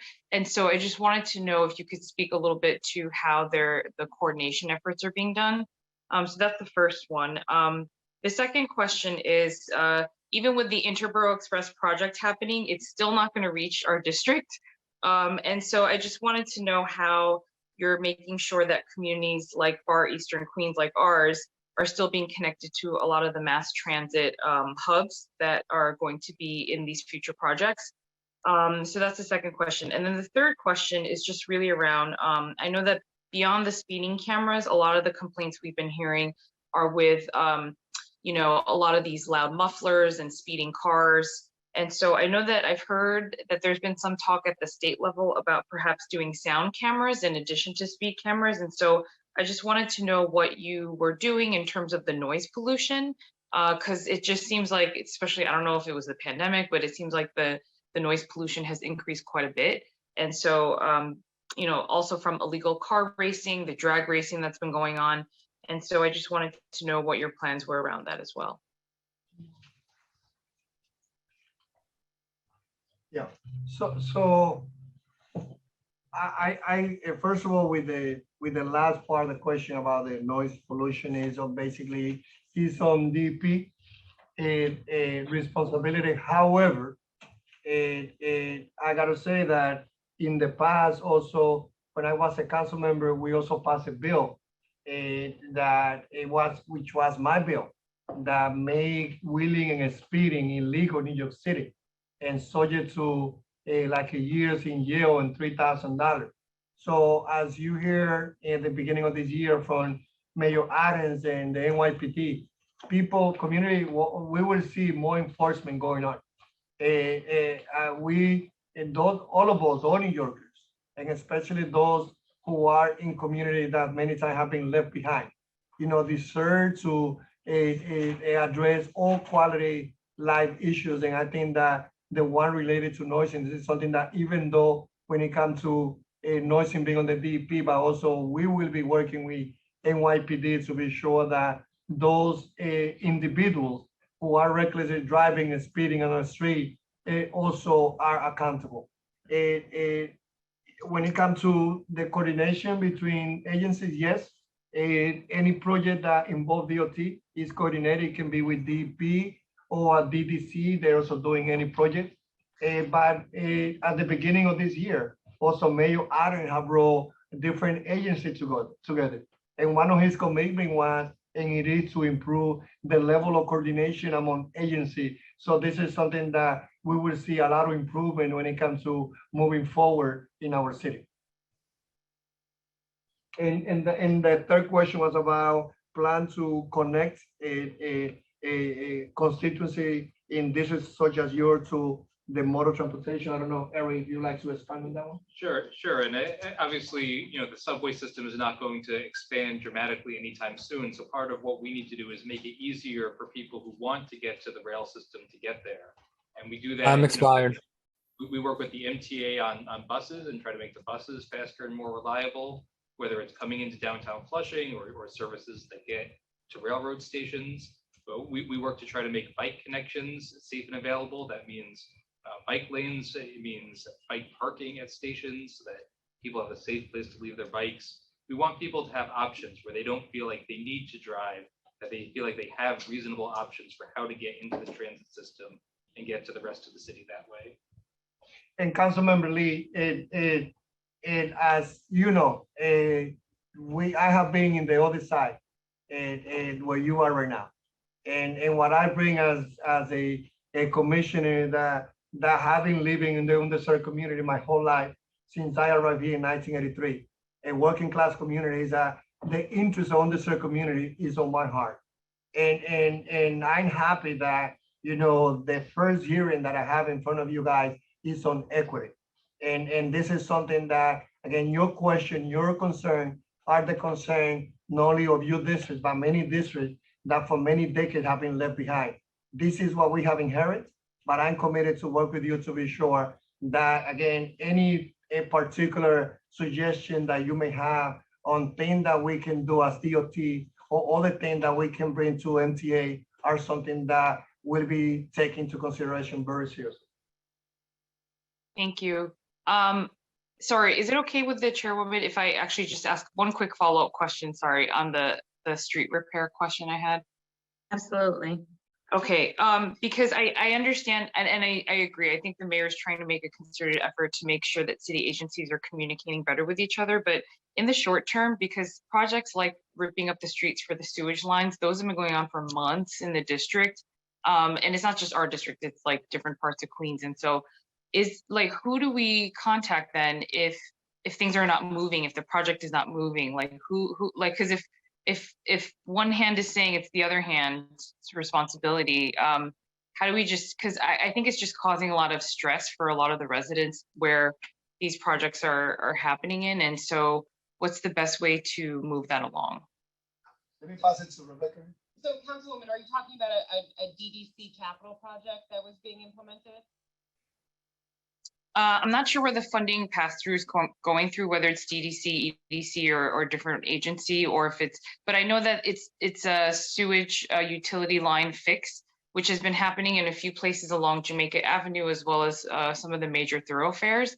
And we reached out to both DEP as well as DOT, and it doesn't seem like there's a clear understanding of who's responsible. So in cases like that, how do we resolve moving that forward?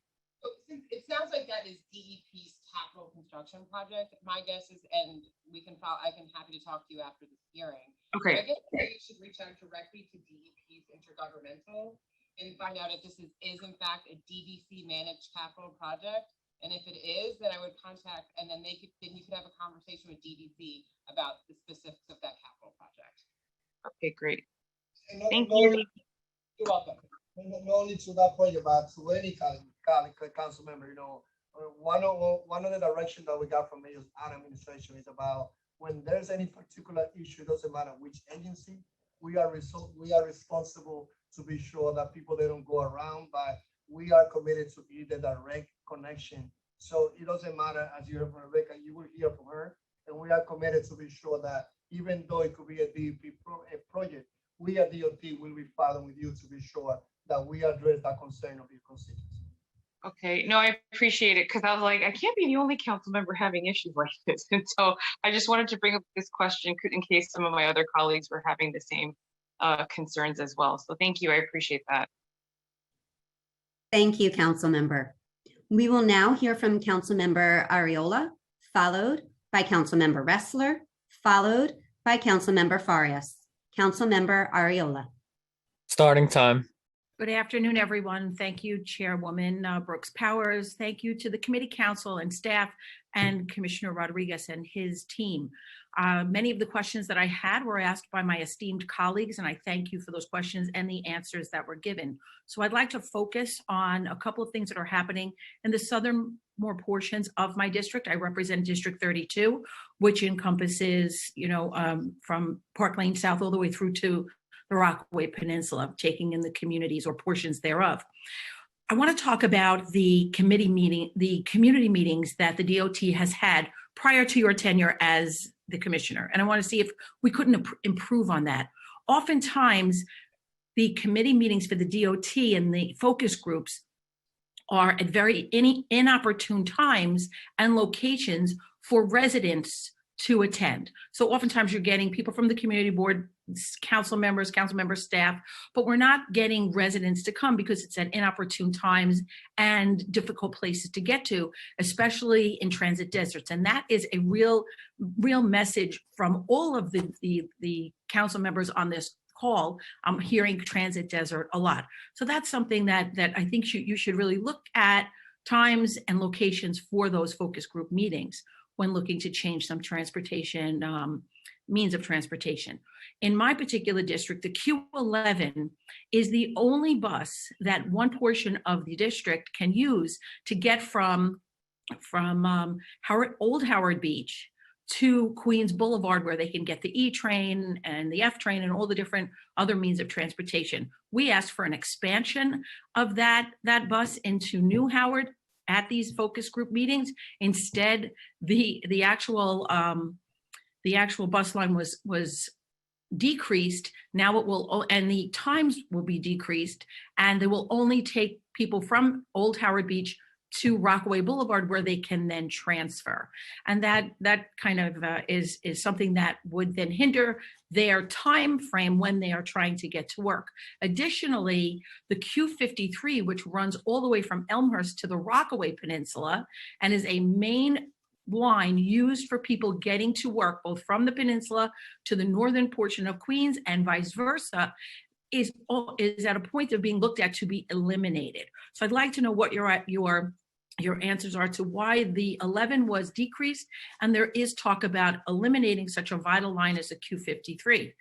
Further, we were talking about federal dollars earlier, and I just wondered if we receive federal dollars and we get federal dollars, would they be used to add additional express bus service to the Rockaway Peninsula to Manhattan, as well as continuing the rebate for the Rockaway Ferry and perhaps expanding the stops throughout Brooklyn and Manhattan, because our district as well is not included in the MTA and the state's interborough project. So we have to think more creatively as to how our constituents are getting to and from work, especially when we want to give alternative means of transportation and use less cars to get from point A to point B.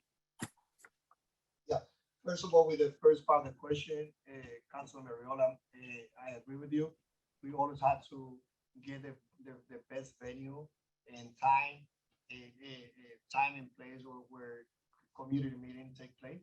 More than happy to follow with you when it comes to any future DOT community meetings, so that we can together identify the best place that will attract and will make it more easy for the constituencies to participate. So you have my word on that. The other questions are more related MTA, because we do build the bus lane, the infrastructure, but the MTA, the one that made the decision when it comes to how many buses, where the buses will be going through when they're cutting any services. However, with the good relationship that we have between the mayor and the governor, and a better relationship with the MTA, we also can bring that concern to the MTA. And as we come to the federal funding, we are not there yet on doing the application, but we know that it is the commitment of this administration, led by Mayor Eric Adams, to be sure that we connect all New Yorkers today by buses and train, micromobility from bike services to a scooter. So let's follow the conversation with your team and to see how we can also be helpful to bring those concerns to the MTA too. I'm expired. Thank you, Council Member. We will now hear from Council Member Ressler, followed by Council Member Farias. Council Member Ressler. Starting time. Right. Thank you so much. Let me first say that it is great to be here for Chair Brooke Powers' first hearing. And I think we got very lucky to have you chairing this committee, and really appreciate your leadership and appreciate your focus on transit equity. And I want to thank Commissioner Rodriguez, who I know, from so many years of great advocacy leading this very committee, cares deeply about these issues. And I want to thank you for really comprehensive testimony, and thank the whole DOT team. I'm very fortunate in the 33rd. I think we've got 24 train stations that are in our district. It's a far cry from some of my colleagues. Councilmember Narcisse earlier has 0. And for folks out in Southeast Queens that are in transit deserts and other areas, the investment of DOT is critically important. But we also have many equity issues in our community as well, from buses, where they inch along in our communities, and really eager to see, in partnership with the MTA, aggressive enforcement of cameras on each and every bus in New York City, transit signal prioritization, and more dedicated busways implemented across the city of New York. Similarly, City Bike, we have great City Bike access in much of our district, but in areas like Northern Greenpoint and Eastern Greenpoint that are furthest from the subways, we also have the fewest City Bike stations. And so we want to think about equity in that regard as well. But the most important thing I think that I really want to ask about is the friendliest of questions, which is we want to see the streets plan implemented, the streets, as quickly as humanly possible, and we want to make sure that you have the support that you need. What can we do from the council side to help make sure the DOT is able to implement, the master plan, the streets plan as quickly as possible, and how can we stay in constant communication with you all to make sure that we're hitting our targets and making it happen? First of all, it is an honor to be working in this role where you are as a council member and what I am as a commissioner. We both know that we have history of being working together since you helped the Dominican Study Institute in the past before, joining the de Blasio administration. So we both know that we are not progressive by word, that we are progressive by commitment and by action. And we both know that our commitment to address equity is something that goes beyond the time that we will be serving. It's about the legacy that we want to leave for the future generation. And the street master plan will help us to take the city of New York where we should be. So I will pass it to Eric to get into the details. We feel that we have a good plan on how to implement it, but no doubt that, as a city that we have, again, limited resources, from your previous experience, I think that continue supporting all the funding that we need for this plan is going to be very important. Sure, and I'll never turn down funding, but I think as much as that, I think a place that you and your colleagues can be incredibly valuable just by providing that leadership in your district. We've done a lot of work. We have what we think is a very good plan, but as the rubber meets the road and we look at individual corridors and intersections of places where we need to make this change, I think the more we can engage with the community and the more we can do it quickly, that helps us move projects along faster. I think we know that it's always a challenge to show up on inevitably what's one of the busier and most important streets in a district and say, we're from the government downtown and we know exactly what's best for this street. Not that we don't come with knowledge and ideas, but we know that you represent local knowledge as well. And the faster we can put that together and the more you can show leadership in helping people understand why some of these changes are very important for street safety or for faster bus speeds or for any of the other things that we want to bring to the street, I think that you can help us speak with the community in a way that's most meaningful to everyone. I appreciate that, Eric, and I'm committed to doing just that. I've already given DOT a full list of streets where we need protected bike lanes, where we need better bus service, where we should have BRT. And I've identified the pinch points that are really the challenges in our network of protected bike lanes that make it so dangerous, including tragically one of those pinch points where we suffered a fatality this weekend. So we've given the list. We're happy to help sell the importance of these changes for the safety of our communities. But we're going to hold you all accountable to hit these benchmarks and timelines. And so we just want to make sure that we're getting updated crisply in 22, that you're getting this work done. And so we look for tangible updates as much as we possibly can. Time expired. Safer. Thank you. And we are happy to be accountable. So we know that this is a role that the council have to play. And we know that, we are in this journey together. We want to turn the city, you're the safest one in the nation. And we also know that, we are working on a specific deadline and goal that we have. So we're doing the best we can, when it comes to respond to all the need that we have. And more than happy to come with you all and the rest of the chairman and the speaker and the rest of the 51 council members as partners in this big goal. I really appreciate that. I hope that the detailed list that we've provided to the borough office really are being incorporated, because we know our districts best and we know how to make them safe. We know what safety improvements are most urgently needed. And it's our constituents who are out there whose lives are at risk. And so we're fully, I'm fully here as a partner. I know that Many of the members of this committee and council are, but we look forward to that openness to accountability, Commissioner, because there is no time to waste. Thank you. Thank you, Council Member. We will now hear from Council Member Farias. Councilmember Farias. Starting time. Commissioner Rodriguez, great to see you again. Excited to be here at the hearing talking about this stuff. My district particularly is a transit desert, as many of my colleagues have expressed about their own communities, but we are getting some really great new interesting transit options. We will be a part of phase 2 of our e-scooter pilot really coming up quickly on us in the spring, summer. But my district doesn't have any current safety infrastructure in place to protect our residents that would like to utilize that mobility in the community. Getting the Metro North soon without, my community having any multimodal hubs. It's of grave concern for me to not be able to effectively move people throughout my community to utilize all of these transit options that we're putting together, especially since city bike expansion is not on the docket for this administration. So I'm really looking forward, to the Sunview bike network project and all the progress that we've seen on our bus network redesigns. My questions are around supportive infrastructure. So what are we doing to upgrade our local infrastructure, neighborhood by neighborhood, block by block, to support safe streets for multimodal hub creation? I want my residents to be able to use bikes. I want my residents to safely utilize e-scooters.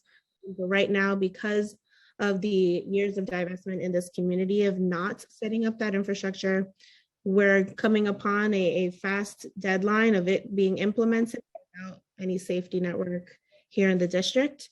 And then to follow up with that, do we see an expansion of City Bike in our near future? And then just, I guess, just some kind of relation, my district is also, 2-3 generations in a household, so folks are using cars, and really prioritizing safe streets means prioritizing safe resurfacing and not having potholes and craters throughout our communities. Move people on bike and move people on e-scooter and within their cars. So I'd like to hear more about how you're going to citywide look at resurfacing and care to roadways within our communities. And I'll stop there to see if we have time for another question. So, Council Member, it is again a great honor to be working with you. I know the leadership that you bring to your district, and I know how important it is for you that we connect, your residents to the best mode of transportation. As we will have, the meeting today at 3 p.m., more than happy to, to get later on into more detail about, the important thing that you have in your district. This is something that I'm doing with many council members, having the one-on-one conversation, listening directly on what is important for you. And I feel that, as you know, when it comes to resurfacing the street, this is one of those that is the more equitable work that we are proud that is done at DOT. But if there's any particular area that, again, that you've been getting a lot of call or complaint for constituency, as you can bring to our attention, and we will talk about later on when we meet at 3 p.m. But any council member who are the direct voices in connection with the constituency they represent, beside the work that we do on resurfacing, if there's any particular need and area, please bring to our attention. When it comes to the expansion of City Bike, yes, that's our goal. We want to see that expansion in this phase 3, and only on City Bike. Also, we want to see the expansion of the pilot program that we're doing with a scooter. And you know me, you know that, fighting for the underserved community is a top priority for me. And as I said before, I want to make the case to all New Yorkers. When we approach the need to invest in the underserved community, it's not only to help those New Yorkers who live in those areas. If the underserved community do good, the whole city of New York will be doing much better. So we will work with you on the need that you have on expansion of City Bike, on the macro mobility, and also bus lane and other transportation need that you have in the district. Yeah, thank you for that response. I'd love to follow up with any additional stuff and maybe bring you out to the district. Even just sharing and having some oversight over the ferries, looking at that expansion and how we move forward and the potentiality of it being under DOT. I'd love to have just an open dialogue around that because we want the agency to be fully equipped and have capacity to manage all of these things effectively for our communities. And we also want them implemented well. So I'm looking forward to being a partner. Thank you. Thank you, Council Member. We will now turn it back to Chair Brooks Powers for additional questions. Chair. Thank you so much, and thank you to my colleagues for those amazing questions, especially Councilmember Ariola, who I share the Rockaway Peninsula with, recognizing some of the need for having additional transportation resources in light of being on a peninsula. So thank you for highlighting that, as well as all the important issues raised by my colleagues. So I just have a few more questions before we open it up to the public. And so as chair of this committee, I want to make sure that DOT remains consistent in its maintenance of streets and sidewalks. How many lane miles did DOT resurface in 2021, and did it meet the agency's goal? Give me 1 second.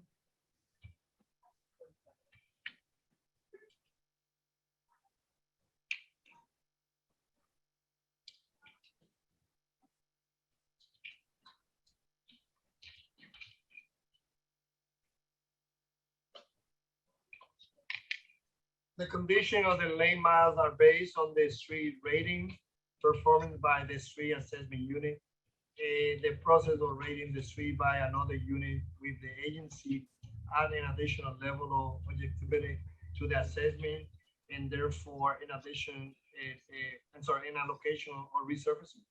The street assessment process include an audit and cross-checking process to ensure that we get the numbers so far. Give me 1 second. The numbers of miles resurfaced by borough as of 2/25/22 is 980 miles. How does that compare with 2020? I don't have that comparison. Give me 1 second. 20 is 1,092 miles. And how does DOT determine where to prioritize resurfacing projects? Well, and I can pass it to a speaker who can talk about, how equity is how when it comes to resurfacing is one of the samples that we can share from DOT perspective. Sure. So DOT's lane mile target is determined by the approved budget each fiscal year.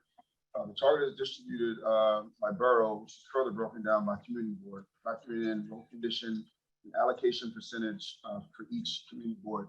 So using our equity and asset management analysis, we incorporated average income and average non-line percentage for each neighborhood within those community boards. There are about 190 neighborhoods citywide.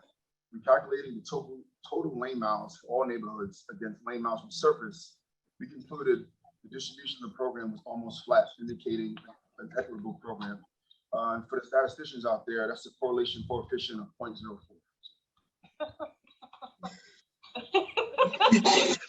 Thank you for that.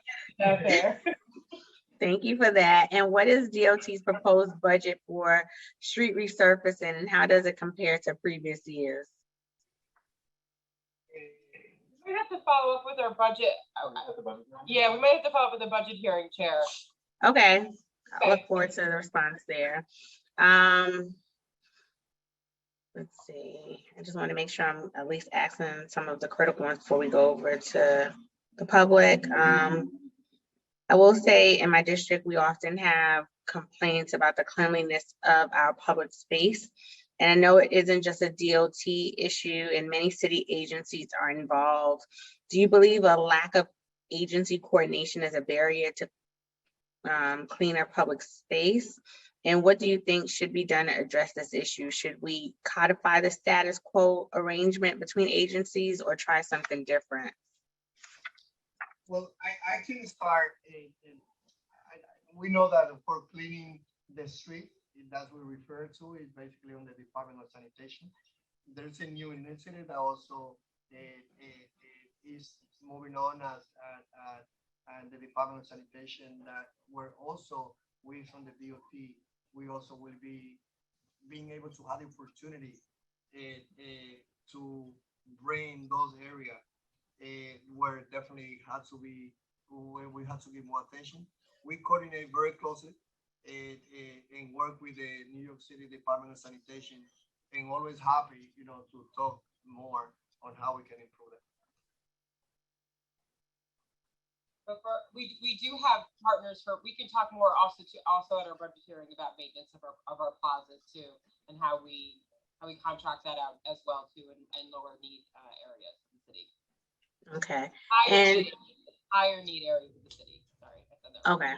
No problem. And so just wanting to, as I close out my questions, just stress again the need to really start to look through the lens of equity across the city and transit deserts, even in Southeast Queens, where we have a need to extend bus lines like the 77 and parts of Springfield Gardens, or to be able to ease some of the economic hardships that we see. So in Rockaway in particular, to come off the peninsula, a lot of residents work in the city from the peninsula, and to cut down some of the time, they drive over the Cross Bay Bridge, which has, a toll. The toll, thankfully, is one that has a residency program, and I know it's more of a state issue, but as you're advocating with the state, I know every few years this comes up, but wanting to make sure we're looking at ways that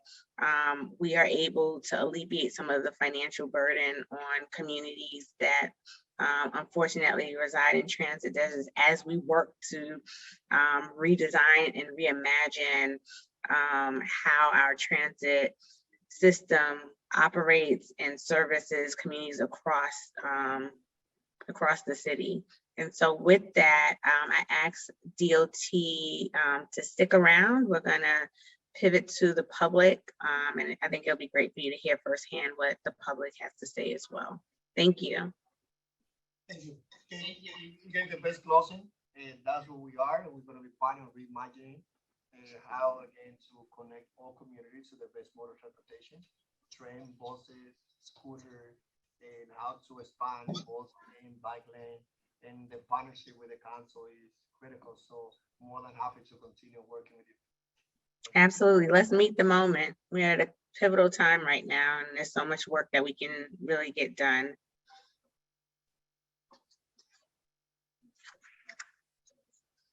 Thank you, Chair, and thank you to the Commissioner and the Department of Transportation. We will now turn to public testimony. I'd like to remind everyone that unlike our typical council hearings, we will be calling individuals one by one to testify. Each panelist will be given 2 minutes to speak. Please begin once the sergeant has started the timer. Council members who have questions for a particular panelist should use the Zoom raise hand function. And I will call on you after the panelist has completed their testimony. For panelists, once your name is called, a member of our staff will unmute you, and the Sergeant at Arms will give you the go-ahead to begin upon setting the timer. Please wait for the Sergeant to announce that you may begin before delivering your testimony. I would like to now welcome, Pastor Evan Gray, who will be followed by Lisa Daglian, who will be followed by David R. Jones. Pastor Evan Gray, you may begin when the sergeant calls time. Starting time. Good afternoon, everyone.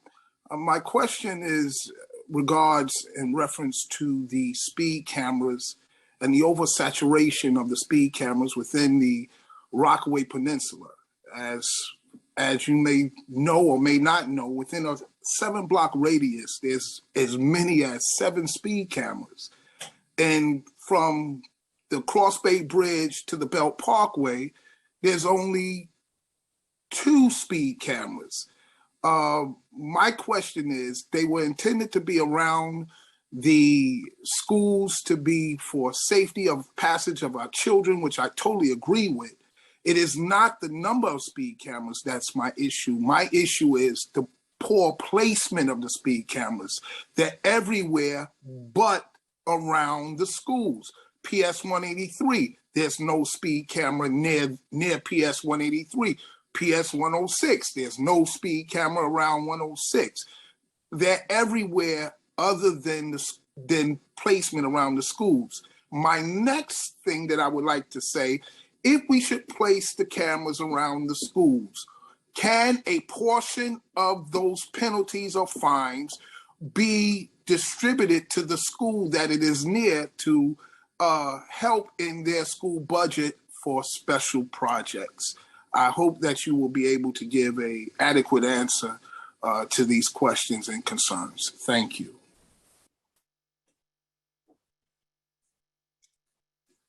Thank you, Pastor Gray. We will now hear from Lisa Daglian, followed by David R. Jones, followed by Elke Weiss.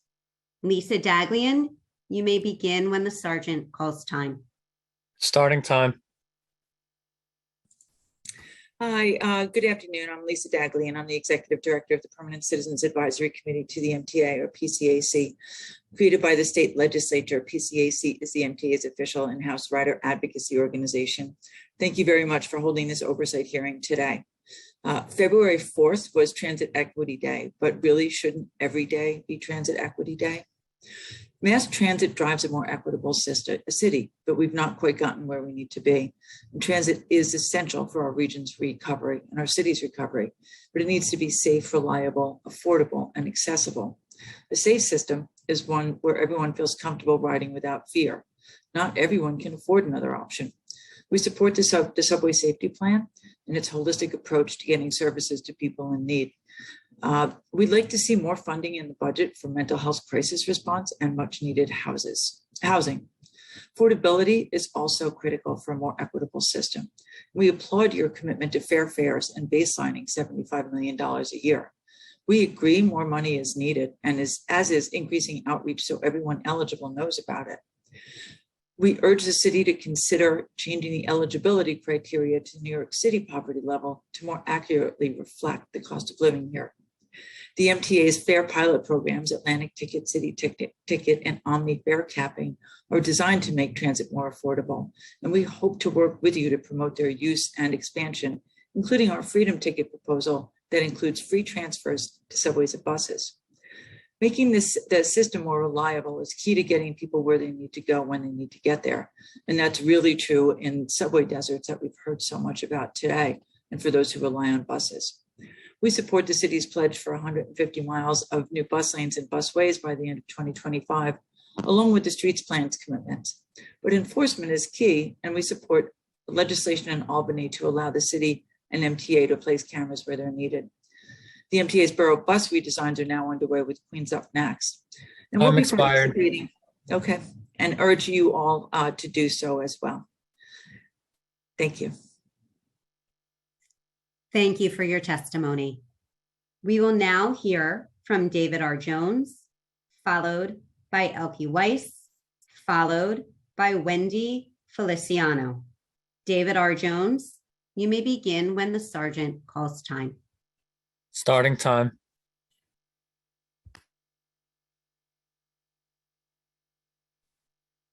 Hi, I'm David Jones. I'm president of the Community Service Society and a member of the MTA board. CSS is a 175-year-old institution which fights for the working poor. I'm here today to talk about the Fair Fares program, which we spearheaded the fight for, along with the Riders Alliance and many other people, reaching about 270,000 people. We have some real concerns, however, that that's only a fraction of the numbers of people who should be reached. We estimate a minimum of 700,000 people should be signing up. In that vein, we have some recommendations for the council. We found that many people, particularly in the outer boroughs, didn't even know about the program. So developing an aggressive outreach and awareness campaign has to be first among many things. Streamlining the process for how you sign up is another thing. Improving what's going on in terms of this program and expanding eligibility to those with incomes below 200% rather than the current number, which hits the federal poverty line, which is the same for New York City as Mississippi. And finally, we think more money will be needed to spend on fair fares, because if it does start to hit the targets we're talking about, and it is expanded to a wider group of people who are at or near poverty, the amounts put in, and we applaud the council and the mayor for doing so, will not be sufficient to deal with the expansion of people who rightfully need this kind of incentive to help them to get to work, to school, to medical appointments, and to bring about a more equitable city. Thank you for the opportunity to present. I've also submitted to my testimony. Thank you for your testimony. We will now hear from Elke Weiss, followed by Wendy Feliciano, followed by Dana Dennis. Elke Weiss, you may begin when the sergeant calls time. Starting time. My name is Elke Weiss, and 30 days ago today, I sadly became a member of Families for Safe Streets. My grandfather, Jack McAllister, was killed last month by the driver of an SUV in a known dangerous intersection close to his home in South Brooklyn. I'm still coming to grips that my grandfather will never see me get married. He will never again celebrate his favorite holidays, and he will never listen to me and make me feel heard in a way that no one could, to love me unconditionally. I miss his voice. I miss his advice. That dreadful Saturday, my grandfather was using his wheelchair and was on his way to synagogue to lead prayers. He was a devoted servant of his community, and the next day he was excited to celebrate his great-granddaughter's bat mitzvah. My grandfather loved to travel. He loved his wheelchair. He loved to stroll around the neighborhood with his friends. The neighborhood is full of seniors like my grandfather. They go to enjoy the sea and the boulevards and each other. To think that my grandfather could survive the terrors of the Holocaust and not be able to safely cross his New York City street is something we will never forget. It terrifies me to think that that's what killed him. He was even wearing a reflective vest. While losing him was traumatic, it's the terrible preventable manner of his death that has us reeling. I think about Yehuda Lindenblatt, my grandfather's dearest friend, a fellow Holocaust survivor, who experienced the unthinkable and then had to watch his best friend die in front of him on a dangerous New York street at the hands of an SUV driver. My grandfather was loved, and he loved so many. Despite being 99, he was independent and happy and enjoying every day. He could have lived many more years. One more day would be precious. I ask you to remember my niece, whose bat mitzvah will always be tied to the death of her beloved great-grandfather. Remember my mother, who had to endure getting a phone call no one should receive. Remember his friends and his neighbors. Remember every event he will miss, and remember how much we will miss him. Most importantly, please remember the power is in your hands. We aren't asking you to split the sea, but to think of the seniors, of the children, of the families in every neighborhood, to take action to make sure our streets are safe for everyone. We know it doesn't have to be this way. I beg you to think of my grandfather and your own grandfather. And please finish. Please continue. And to do everything in your power to get Vision Zero back on track and without delay. We can't lose one more. I don't want one little girl to have to go to her bat mitzvah and know that her grandparents couldn't be there because they were burying her great-grandfather. And I don't want one more Holocaust survivor to, in his final days, have to bury a friend who died in front of him. I wanted to just take a moment to express on behalf of myself and my colleagues on the New York City Council, my deepest condolences to you and your family.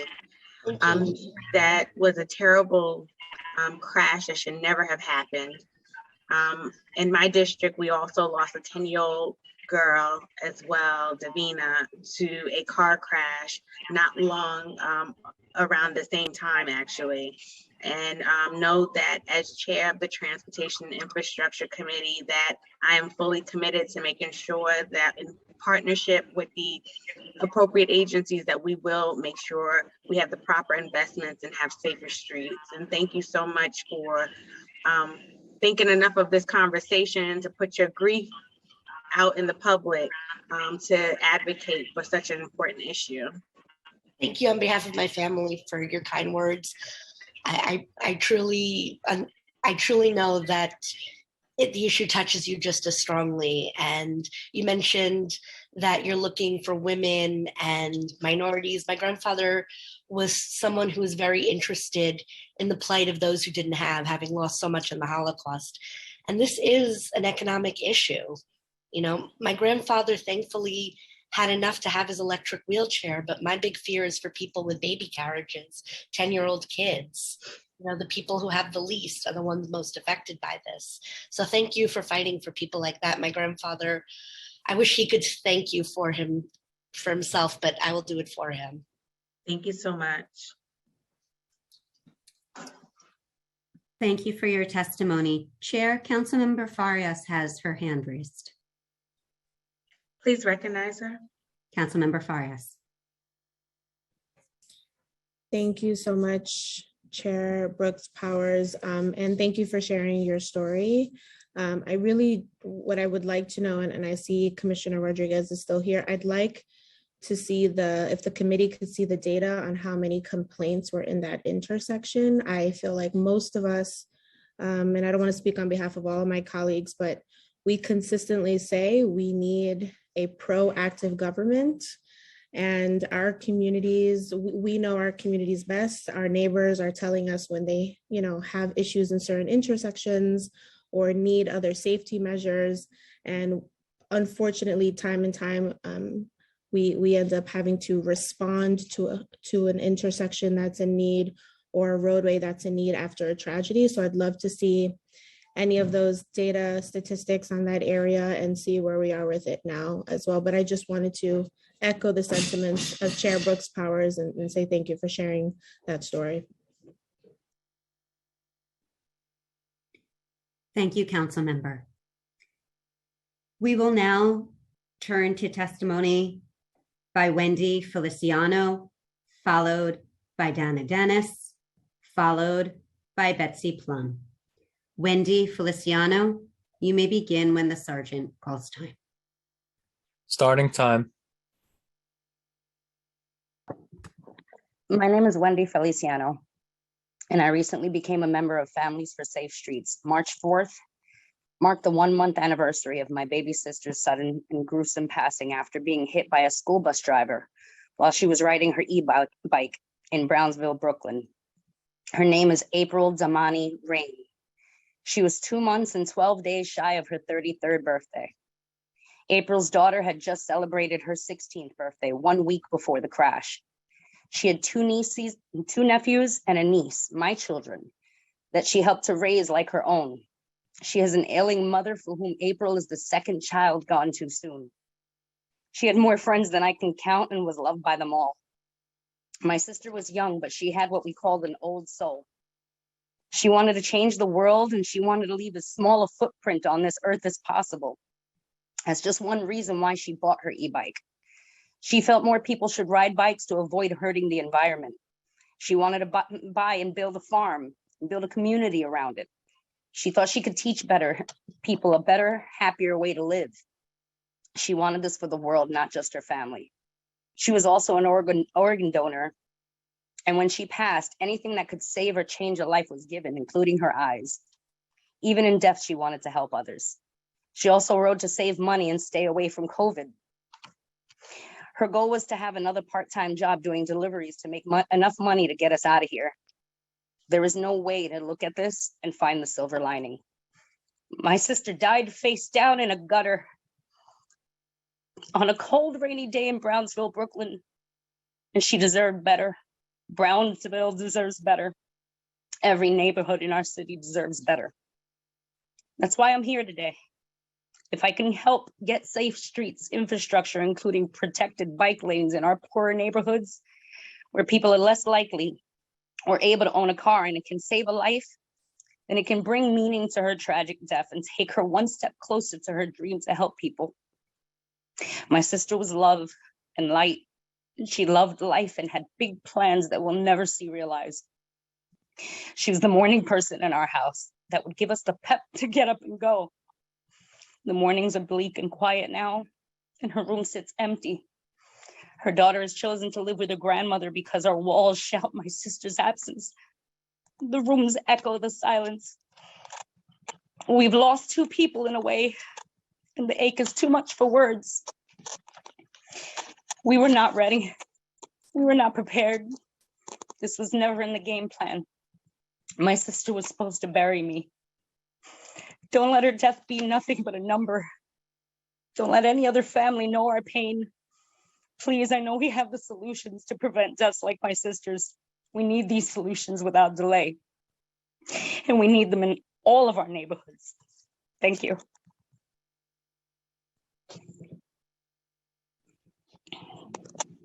Thank you for your testimony. We will now hear from Dana Dennis, followed by Betsy Plum, followed by Daniel Harris. Dana Dennis, you may begin when the sergeant calls time. Starting time. Good afternoon, everyone. My name is Dana Dennis. I'm a senior organizer at the Riders Alliance. We organize thousands of transit riders from all across New York City. We help them to fight for a more reliable, accessible, and then, of course, affordable transit system, which is what I'm going to talk a little bit about today. So before I became an organizer, which was about 4 years ago, going on 5, I spent 3 years as a volunteer rider with the Riders Alliance. At that time, there were many different campaigns we worked on, but one campaign in particular captured my heart because it directly impacted my community, which at that time was Crown Heights, Brooklyn. And that was Fair Fares. At that point, I was working full time. I was doing one of the hardest jobs on earth, which is being a home health aide. I was only making $10 an hour. Many weeks, I would do overtime cases, or I would take living cases, which would allow me to stay with my client for days at a time, just because I did not have enough money to put on my MetroCard to go back and forth round trip each day or do a 5-day commute throughout the week. And just to be clear, if you don't know this about home health aides, when you take a living case and you do a 24-hour day, you only get paid for 12 of those hours. So even though I was there 24 hours, I was not getting paid for a full day. And imagine that at only $10 an hour. So I just want to give a shout out to all of the caregivers out there, in particular those, the ones that CM Lewis was speaking about earlier. I remember days where I had to stand at Utica Station and beg for swipes, right? And I'm going to work. I had to negotiate with bus drivers, a lot of times on the same B46 we were just discussing, or the B45, that's my neighborhood. And it was a humbling experience. It's embarrassing for poor folks to have to beg. It's not easy to ask someone to swipe you in. So when you see someone trying to make contact, if you have it or you have an extra fare, please swipe that person in. But yeah, like I said, I needed to get to work, and it was literally times where I had to choose, am I going to get lunch today, or am I going to put money on my card? Am I going to, I had days, because I'm a type 2 diabetic, where I went without my medicine, which is metformin. I couldn't buy my pills that week because I had to put $20 on my card. And mind you, again, like I said, I was working. So I just want to get to the point. Time expired. Well, sorry that I didn't get to say the last part, but if I can just very quickly ask the council, Mayor Adams, and everyone else on this call to make a formal commitment to outreach. It's a shame that Fair Fares is out there. People need it. They're sacrificing food to get their MetroCard, and they don't know about it. We just want to say, get to your residents, get to whoever's in your district, knock on doors, see those NYCHA residents if you can. Just like CSS said, there is projected numbers beyond what we're talking about. So we're at 260,000. We're looking at almost 700,000 people that need the program. Let's do something aggressive to fill in that gap. Thank you. Thank you for your testimony. We will now hear from Betsy Plum, followed by Daniel Harris, followed by Sarah Lind. Betsy Plum, you may begin when the sergeant calls time. Starting time.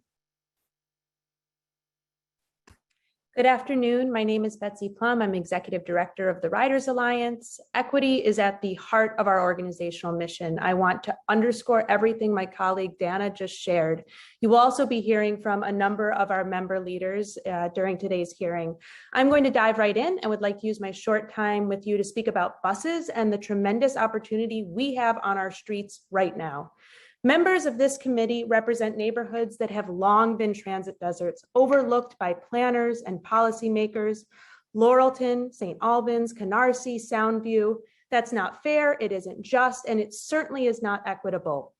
But something wonderful about our public transit system in this city is that we have more solutions than just building new subways, projects that cost billions of dollars and take decades at best. We have the bus, a subway on our streets carrying millions of riders every single day. These are the riders that Riders Alliance works to support and organize. A home attendant in Southeast Queens who regularly waits 20 minutes for the Q12, only for it to be too crowded to board. An airport worker who takes 4 buses every day to travel from the Bronx to JFK, a St. Albans student who goes to Brooklyn Tech and constantly struggles not to be late to class due to slow buses. The bus connects New York, but it can do so much more, especially if this council steps up. Streets have been too inequitable for too long, and that equity forces our buses to be the slowest in the nation, and our bus riders to be stuck in traffic more often than not. Streets need to change, and our ways of thinking about streets needs to change. Equity requires it, and our city will be better for it. The good news is the law is on our side. The streets plan requires 150 new miles of bus improvement projects in 5 years. The mayor has promised to do it in 4. We are looking to this council to help the administration deliver on that ambitious plan. With adequate funding, we can make it so that everyone in this city using our streets, a tremendous public asset, can have comparable, equitable access. Robustly investing in buses is common sense. Time expired. Examining equity. Riders Alliance is here to help. Our members are here to help. Thank you so much. Thank you for your testimony. We will now hear from Daniel Harris, followed by Sarah Lind, followed by Jose de Jesus. Daniel Harris, you may begin when the sergeant calls time. Starting time. Good afternoon to the Honorable Council. Thank you for the opportunity to speak. My name is Daniel Harris. I'm the Executive Director of Transportation Alternatives and Families for Safe Streets. And I'm sorry that I've already had the opportunity to meet many of you as vigils have played out in your neighborhoods. I would ask and request that we continue to meet each other at groundbreakings in the years ahead. And you have our firm commitment from Transportation and Alternatives and Families for Safe Streets to help make that happen. I stand to ask for your support for 3 things. The first is, as this council had done, is to help advance the New York City Streets Plan. This is a monumental program that will help to deliver so many of the things that you have asked for to address transit deserts, to help to bring known improvements across the city. The second thing I ask for your support on is New York City 25 by 25. This is a bold plan that many of us on this call have pushed for to help repurpose our streets and give them back to people. And the third that I ask for your support, because unfortunately we will continue to have to meet with grieving families who will come to you, unfortunately after a crash has happened. As Executive Director, I have stood at vigil after vigil, and what each family tells me is exactly what you heard today. All of you have the power with our support to help turn that trend and to give our streets back to people. With 25 by 25, we can do remarkable things with just a fraction of our street space. We can ensure that kids can get to school safely, that buses can speed up, that we can give the open space that we need. And yes, to even those who do have to drive, to make their situation better. Because right now, nobody is thriving in New York. It doesn't matter where you live, and the conditions are even worse if you're a child, if you're an older adult, if you're Black or brown, if you're in a low-income community, if you have limited ability. I promise you that New York City has the solutions because I've seen them firsthand. We don't need to take you to any other city but the incredible city of New York. What we need is your support with DOT to help to scale what we already have and bring it to every corner of the city. No more New Yorkers should have to fear death or serious injury when simply crossing the street or standing on the sidewalk to catch a bus. Time expired. priorities, and we need your support, and we're here to provide it. Thank you so much for your leadership. On behalf of our organization, we look forward to the work to come. Thank you. I'm sorry, Mr. Harris. I just missed the third one. I was jotting down. If you could just let me know. Oh, thank you. We welcome your support because you're going to hear a lot of loud voices, and we ask that you listen to all of them, and that you also consider that what we're simply asking for is how we can provide street safety tools that will inconvenience some, especially given that the minority of New Yorkers do drive, by ultimately bringing better conditions for all New Yorkers over time. We know that the things we're asking for, some of them can be immediate, some of them will take time. But when you're listening to the voices, is that we start with the most vulnerable, and those, again, who can't walk across the street without fearing death or serious injury, those who are stuck on buses, and many of those people are not standing up to yell as loudly in community board meetings. And they're incredibly important, as you all know. Thank you. Thank you. Thank you for your testimony. We will now hear from Sarah Lind, followed by Jose de Jesus, followed by M.J. Okma. Sarah Lind, you may begin when the sergeant calls time. Starting time. Hi, thank you so much for holding this hearing. My name is Sarah Lind, and I'm the Director of Policy at Open Plans, a nonprofit dedicated to livable streets. You've heard a lot today about inequitable access to transportation options, which is a very real issue that we must address.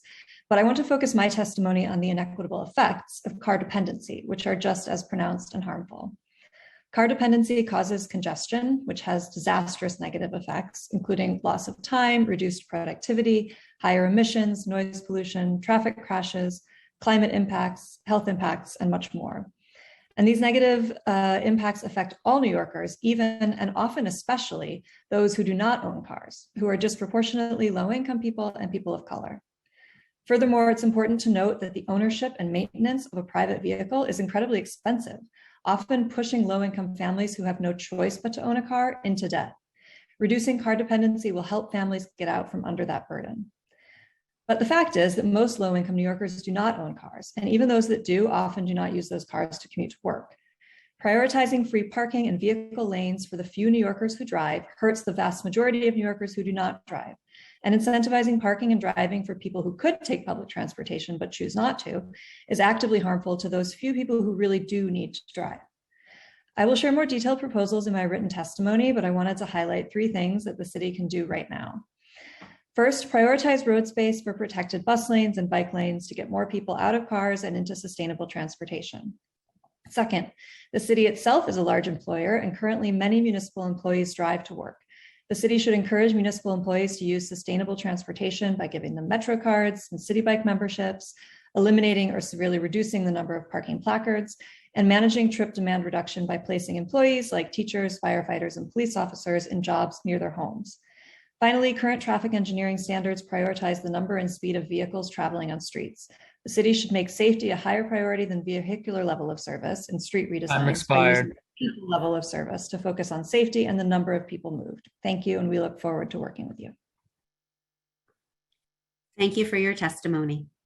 We will now hear from Jose de Jesus, followed by M.J. Okma, followed by Christine Berthet.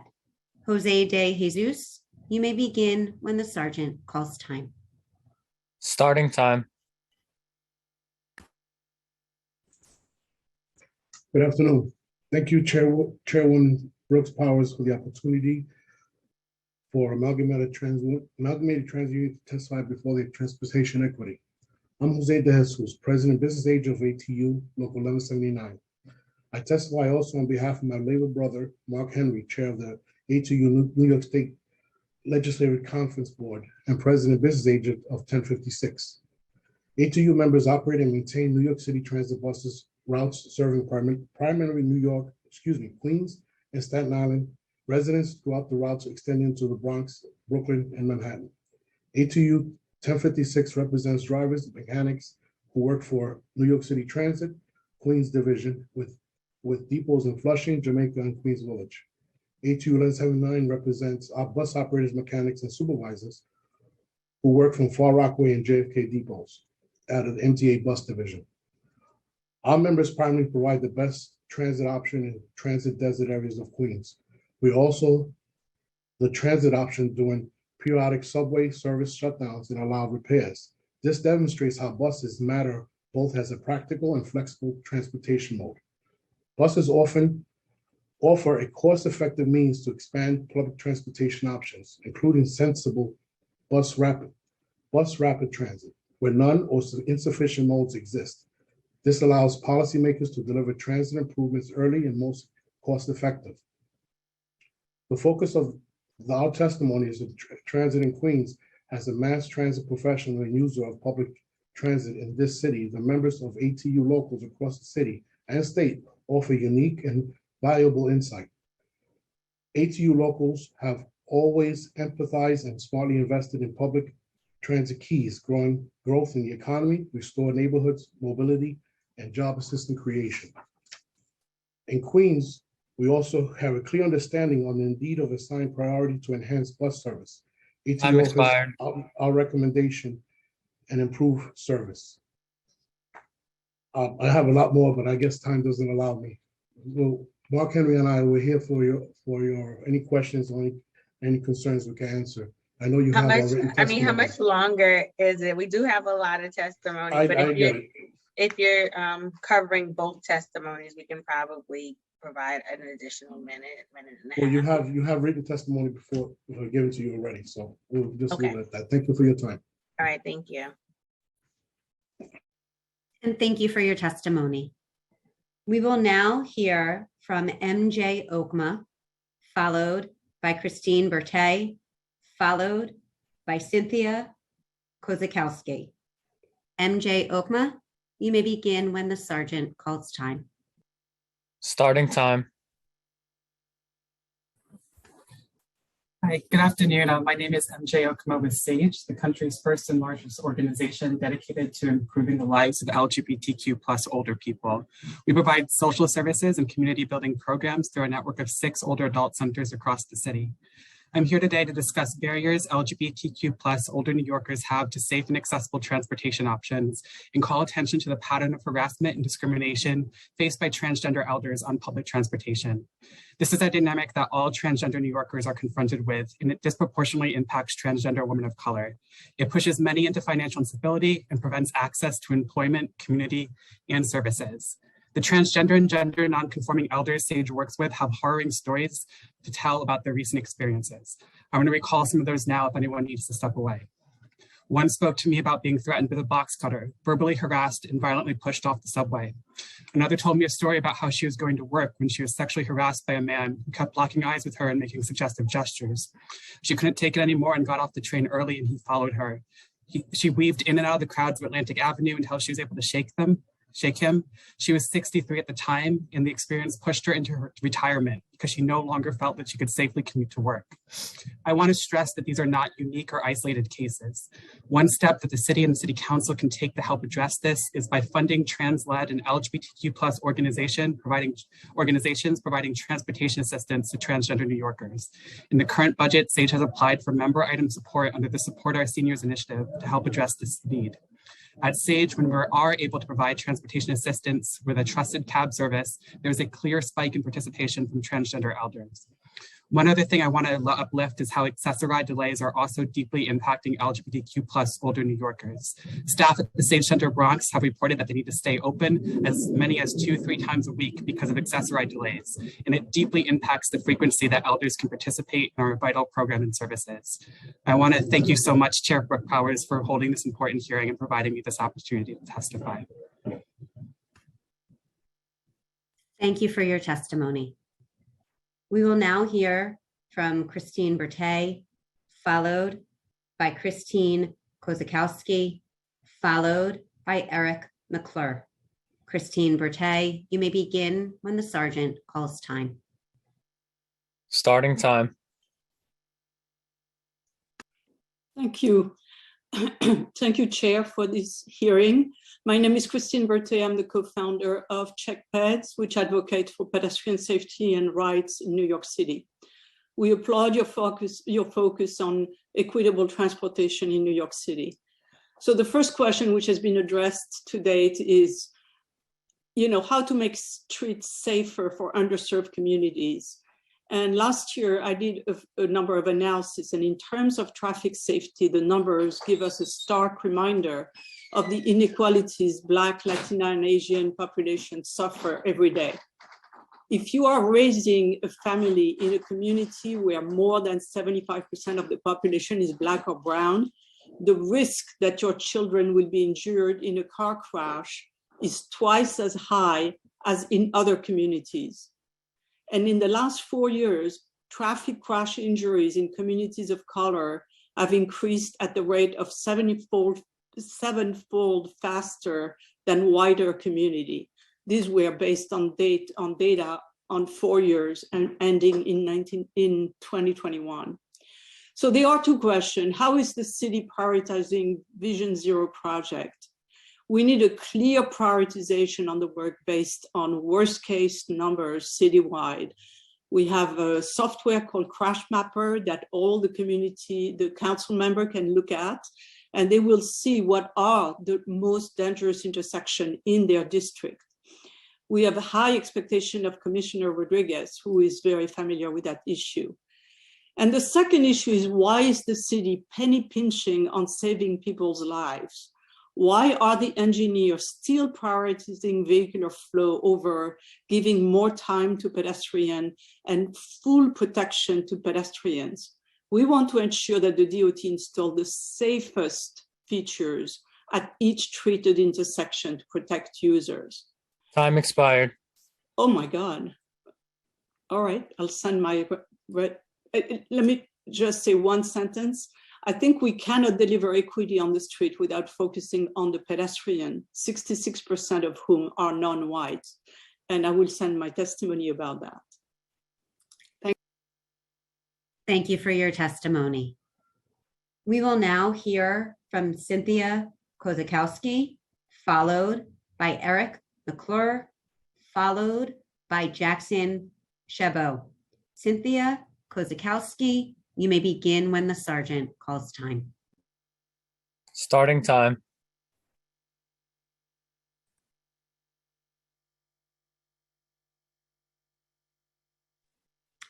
Cynthia, please wait to be unmuted. You may begin. Sorry about that. Okay, thank you for the opportunity to speak today. My name is Cynthia Kozakowski, and I joined the Riders Alliance in order to help in this fight for reduced fares for all eligible New Yorkers. I'm a single mom to 4 kids, and I live in the Wakefield section of the Bronx. I live paycheck to paycheck, and it is a financial hardship to have to buy 5 Metro cards. The Fair Fares program helped me and my family greatly with the reduced fare. I'm asking this new administration to keep this program in the budget. It is needed for us low-income New Yorkers. I'm also asking this new administration to expand the eligibility criteria with respect to the income. There are people out there who may be $1 or $2 or $3 over the income criteria, and they're excluded. Those people struggle financially too, especially during the pandemic and with high inflation. They need the help too. I'm asking this new administration to invest in fair fares and help us ramp up our outreach. Lastly, I want to ask Mayor Adams and my City Council member, Kevin Riley, what is your Fair Fares outreach plan to reach every eligible rider in the Wakefield community of the Bronx? I thank you for your time and attention in this matter.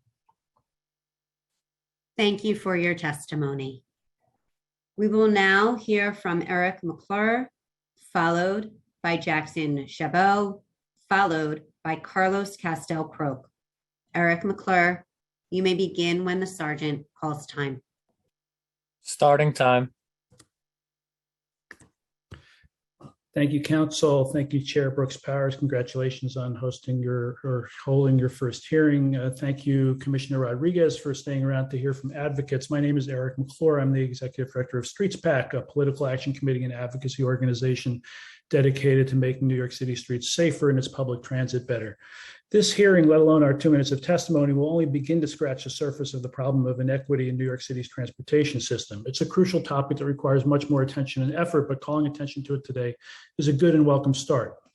New York City is plagued by inequality, and that grave imbalance extends from incomes and housing and education to the city's streets. Black and brown New Yorkers and African Americans in low-income communities especially are disproportionately victimized by traffic violence. This is due in large part to the city's failure to make equitable and adequate investments in life-saving infrastructure and traffic calming designs like road diets, curb extensions, refuge islands, and protected bike lanes, a failing underscored in an excellent analysis last month in Streets blog developed by reporter Julianne Cuba and How's My Driving creator Brian Howell. The New York City Streets Plan, however, is a promising step in beginning to address that inequity. Passed by the last council and signed into law by then Mayor de Blasio, the Streets Plan lays out important benchmarks for investment in the city's transportation network and infrastructure, and it rightly prioritizes that investment in communities that have been poorly served in the past. It's incumbent on this committee and the council and we in the advocacy world to make certain that City Hall and DOT meet the benchmarks laid out in the Streets Plan and to insist that it's fully funded. We must also continue to prioritize investment in automated enforcement strategies that remove human bias, like speed and red light cameras, and lobby Albany to allow those devices to operate 24 hours a day, 7 days a week, year round. We don't turn off ShotSpotter overnight or on weekends. We don't turn off security cameras after hours. Far, far too many crashes that cause death or injury happen in places with speed cameras that are not operating due to curfew. The council must join with the mayor in lobbying Albany for home rule for speed limits as well as camera systems. Our colleagues in advocacy have spoken and will speak about buses in greater detail, but we as a city must make better bus service a top Time priority. expired. Furthermore, we must also make cycling attractive, affordable, and safe for many more New Yorkers. Biking has boomed during the pandemic, but there's so much more we can do. Subsidizing accelerated expansion of City Bike to many more neighborhoods rolled out in tandem with a robust network of safe, protected bike lanes is a great place to start. The city's bike share system is immensely popular, but it has yet to reach many New Yorkers for whom it would be an attractive mobility option. As the only facet of our transportation system that doesn't receive public funding, it's high time that we boost the bike share program with operating subsidies and with the kind of safe bike lane network that will attract and protect new cyclists. Let's see a bill come out of the council this year that puts that in motion. Thank you. Thank you for your testimony. We will now hear from Jackson Chabot, followed by Carlos Castel-Croce, followed by Tiffany Ann Taylor. Jackson Chabot, you may begin when the sergeant calls time. Starting time. Good afternoon. My name is Jackson Chabot, and I'm the Director of Public Space Advocacy at Open Plans. I'd like to begin my testimony by presenting a vision for a safe transportation corridor. Imagine children and caretakers safely walking and scooting to and from school. People of all ages and abilities biking along to the destination. Children shrieking with joy, seniors talking together, and birds chirping. Now, I'd like to tell you that this already exists, and we can have more of it with proper funding and framework for management. This is 34th Avenue in Jackson Heights, run by a fantastic group of volunteers. Despite the huge need and demand, most streets in New York City have no local organization or framework that can manage public spaces and are therefore filled with vehicles, not people. Open streets highlight this and their disparity across the city. A transportation alternatives report found that 84% of open streets in the Bronx weren't even set up, for example. At the moment, business improvement districts are the primary public space managers, providing care, management, and maintenance to some of New York City's best public spaces, including open streets. BIDs have the ability to provide this level of service because they have funding, staff, and the mandate to manage public spaces properly. Furthermore, exacerbating this inequity, BIDs cover only 2% of New York City and are primarily concentrated in Midtown Manhattan and below. Outside of business improvement districts, public space is less cared for by the city, particularly in low income and residential areas. Coincidentally, business improvement districts are also presenting the most ambitious pedestrian safety plans across the city. And this is great. I also want this to be true in other parts of the city. We call, as Open Plans, on the city to create a framework and processes for better coordination, stewardship for public space management. We formally call for an Office of Public Space Management to help achieve safe and equitable streets by providing a framework to care for, maintain, and coordinate open streets, plazas, and more. The pandemic showed how important public space is, and now is the time to invest in it for the future. Thank you. Thank you for your testimony. We will now hear from Carlos Castel-Croce, followed by Tiffany Ann Taylor, followed by Pedro Valdez Rivera. Carlos Castel-Croce. You may begin when the sergeant calls time. Starting time. Good afternoon. My name is Carlos Castel-Croce, and I am the Associate for New York City Programs at the New York League of Conservation Voters. In a densely populated city like New York, access to affordable, clean transportation is more than an economic driver and a hard sought-after resource. It's a fundamental right. We know that transportation is the leading source of emissions in the state and in the nation, mainly due to personal automobiles and heavy-duty vehicles burning fossil fuels. Furthermore, our frequent acceptance and perpetuation of car culture constantly undermines the safety of pedestrians and effectiveness of alternative forms of transportation. We are so glad that this hearing in particular is being held because while we see transportation intrinsically as a climate issue, it is also clearly an equity issue. Cars are a major source of air pollution, causing respiratory and public health issues. This is the case near New York City's major highways, which often run through low-income communities and communities of color. These communities are also often underserved by alternative transportation options and infrastructure designed to protect pedestrians and families from cars. In order to equitably improve our transportation system and fight climate change, the council and the city must prioritize the following initiatives. The city must continue its comprehensive approach to reimagining street space by implementing the New York City Streets Plan and the 25 by 25 plan. Traffic enforcement initiatives such as speed cameras and bus lane enforcement are an integral part of both of these plans. These programs and technologies reinforce the use of public and micromobility options, protect our residents from reckless drivers, and put money back into our underfunded transit system. The plans also highlight the importance of micromobility infrastructure. To achieve progress, we need to pass legislation such as Intro 2465 from the previous session to make it easier to build bike lanes. Lack of safe biking infrastructure is a major barrier to accessing clean transportation alternatives, and as we expand bike, e-bike, and e-scooter shares, we must also build out safe corridors to use them on. These issues are even more prevalent in transportation deserts where cars rule. These underserved communities need safe and reliable alternatives to cars and should not be forced to endure the constant pollution and traffic accidents that occur in their neighborhoods. Time expired. Very briefly, all of these pathways forward will improve our city by helping to reduce emissions, increase affordability, and improve safety, including congestion pricing, which I didn't get to mention. And we hope the council will work to fight for these crucial initiatives and plans so we can have a truly traversable and equitable city. Thank you. Thank you for your testimony. We will now hear from Tiffany Ann Taylor, followed by Pedro Valdez Rivera, followed by Lindsay Mayer. Tiffany Ann Taylor, you may begin when the sergeant calls time. Starting time.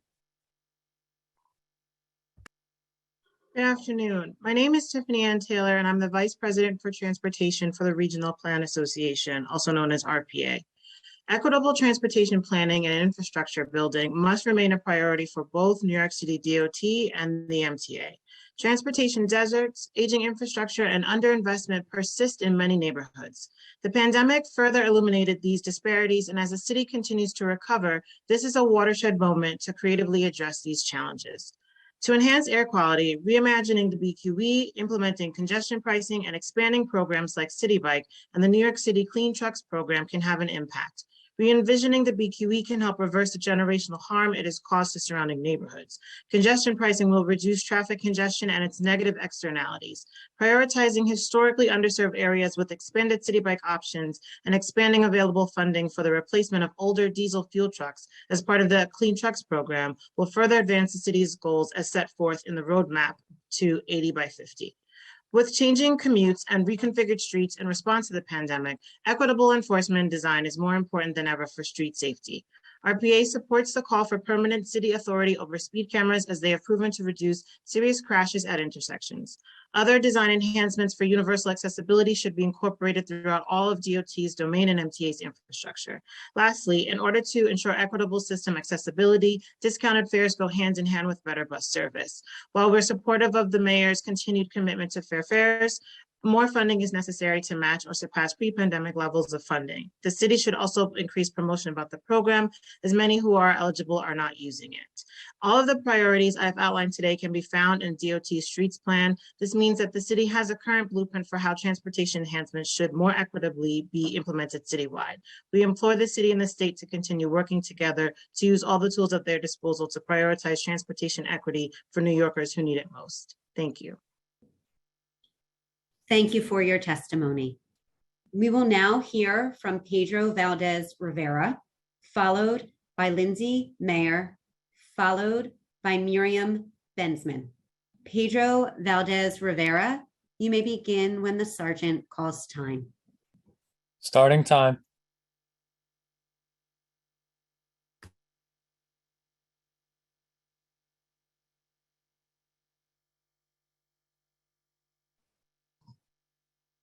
Please unmute yourself, Pedro.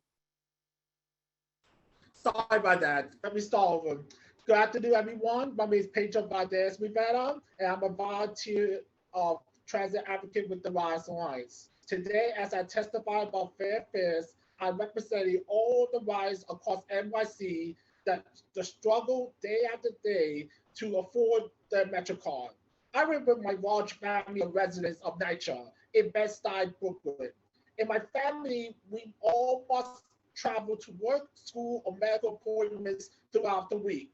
We do our own car and mostly commute by bus or train. For me, it's usually the B38 bus or the J train. I was usually using the Fairfax car until recently. Due to my boss' new job pay so higher than his last job, we no longer qualify as a household. Every pay counts in our home. Most days it's a struggle just to pay $5.50 per person just to get around.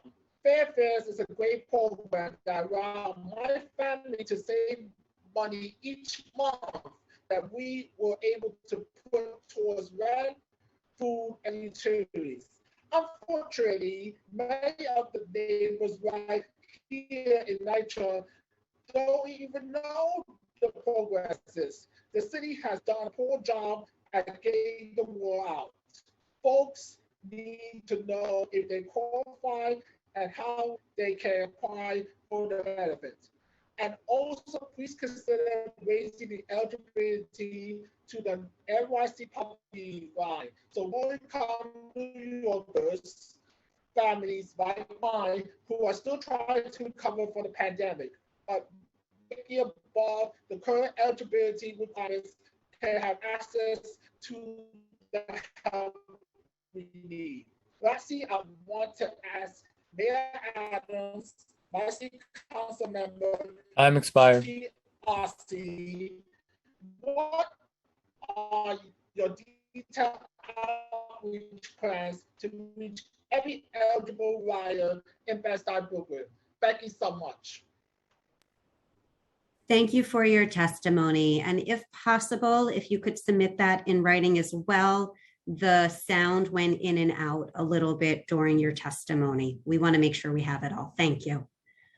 We will now hear from Lindsay Mayer, followed by Miriam Benzman, followed by Iman Rimawi Doster.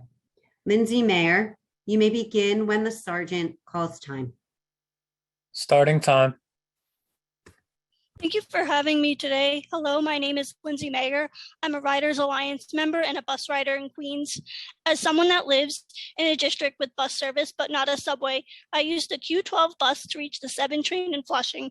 Waiting outside the bus can feel like hours during rush hour when Northern Boulevard has bumper-to-bumper traffic. Sometimes commutes that were supposed to take 1 hour ends up taking 2 due to waiting in traffic. Now is the time to redesign bus service so that strap hangers can get to their job, meeting, or home in time. We know that bus lanes and busways are a sure way to speed up buses. The Flushing busway, for example, has increased bus speed by 14%. The mayor promised 150 miles of bus lanes, and according to the New York City Streets Plan, he must put in at least 20 lanes this year. Yet he hasn't released a plan as to when and where these bus lanes will be. Council members, can I count on you to please make sure the mayor releases a comprehensive streets plan that will ensure more bus lanes will be in Queens? Thank you so much. Thank you for your testimony. We will now hear from Miriam Benzman, followed by Iman Rimawi Doster, followed by Karen D. Hamilton. Miriam Benzman, you may begin when the sergeant calls time. Starting time.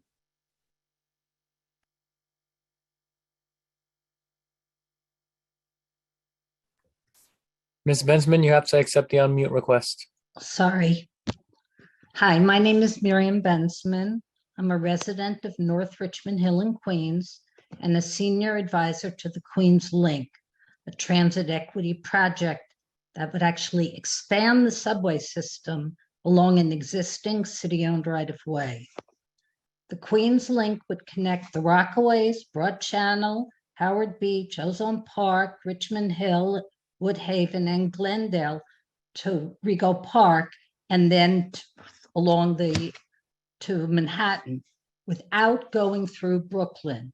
These communities are all transit deserts or grossly underserved. It now takes residents of the Rockaways 1 to 1.5 hours to get to Midtown Manhattan on the A train. The Queens Link would cut their trip to 45 minutes, eliminating 10 stops. The Queens Link would also provide faster routes to schools and hospitals, parks, malls, and commercial strips across Queens. It would link communities along the line to each other and to many other neighborhoods that are now inaccessible except by car and painfully slow buses. The link would use the right-of-way of the old Rockaway Beach line of the Long Island Railroad to extend the M line south from Rego Park all the way to the Rockaways. It could have stops at various points in between, connecting commercial districts, and there would be transfers to the R, J, and A lines and the air train to JFK. The city bought the right-of-way 60 years ago. It's been unused ever since, a dumping ground for mattresses and cars. Our proposal also includes building up to 33 acres of park and trail spaces alongside, underneath, or above the tracks. The Time MTA, expired. okay, just to drop. The MTA study in 2019 concluded that building this subway extension is feasible, but put a crazy high cost estimate on it. An independent study found estimated it would cost half that much using the federal guidelines. We can't afford not to do this. That's it. The rest was in my written testimony. Thank you for your testimony. We would like to recognize that Council Member Rivera has joined. We will now hear from Iman Ramawi Doster, followed by Karen D. Hamilton, followed by Glenn Bolofsky. Iman Ramawi Doster, you may begin when the sergeant calls time. Starting time. Hi, thank you so much and good afternoon. My name is Iman Ramawi Doster and I am the Accessoride Coordinator and Organizer with the New York Lawyers for the Public Interest. I know I only have 2 minutes, so I'll go as fast as I can and the rest of it I'll submit for testimony for you guys to read later. To sum it up, our transportation system remains grossly inequitable, especially for New Yorkers with disabilities. And for the millions of New Yorkers who can't easily access jobs, education, and healthcare because of the lack of affordable, efficient, and reliable transportation, we're here to talk to you about that. Accessoride has a number of chronic issues, and I'm an Accessoride user myself, and we urge the City Council to join with riders in engendering strong oversight and advocacy of the broken and dysfunctional paratransit service. We would also invite you to exercise oversight on how paratransit users have been consistently excluded from the MTA's fare discount program. As you know, the state of the subway accessibility remains dire, and the lack of elevators forces many New Yorkers, including myself, to endure Accessoride, pay for expensive taxi rides, or simply just stay home. We must increase the amount of elevator installations and set an expedited schedule for installation, a finished detectable warning system, or DWS installations, gap protections, including retractable bridge plates and sliding doors and railings. All accessible, please. Also, buses need to be more accessible. Improving accessibility for new bus loading platforms, including DWS on all edges, would benefit the blind community. Millions of New Yorkers, especially in low-income communities and communities of color, are disproportionately exposed to polluted air. And we call on the city, the state, and the MTA to make major investments now in electric vehicles, zero emission buses, paratransit vans, and school buses, while ensuring no less than 40% of them serve disadvantaged and other environmental justice communities. And I'm at Time expired. time, so I will submit my testimony for y'all to read. And if you have any questions, please reach out.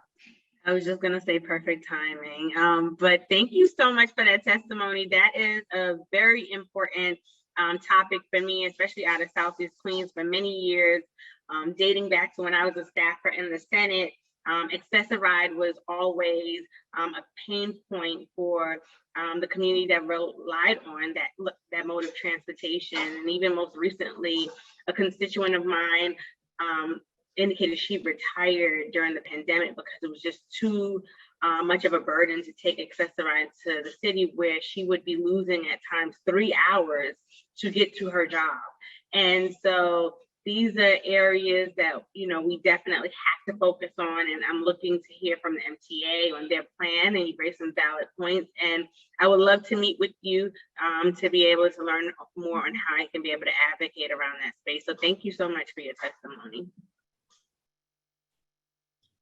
Thank you, Chair, and thank you for your testimony.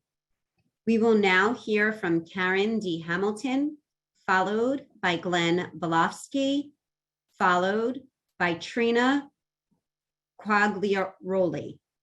Karen Hamilton, you may begin when the sergeant calls time. Starting time. I'm Karen Hamilton, a District 31 Queens resident and member of Writers Alliance and the Permanent Citizens Advisory Committee to the MTA. New York City has a social compact with its residents, an implicit agreement where commuters reduce car dependency in return for safe, reliable, accessible, and affordable transit service. The compact is broken and unequitably applied, resulting in two transit realities, the transit diverse and the transit limited.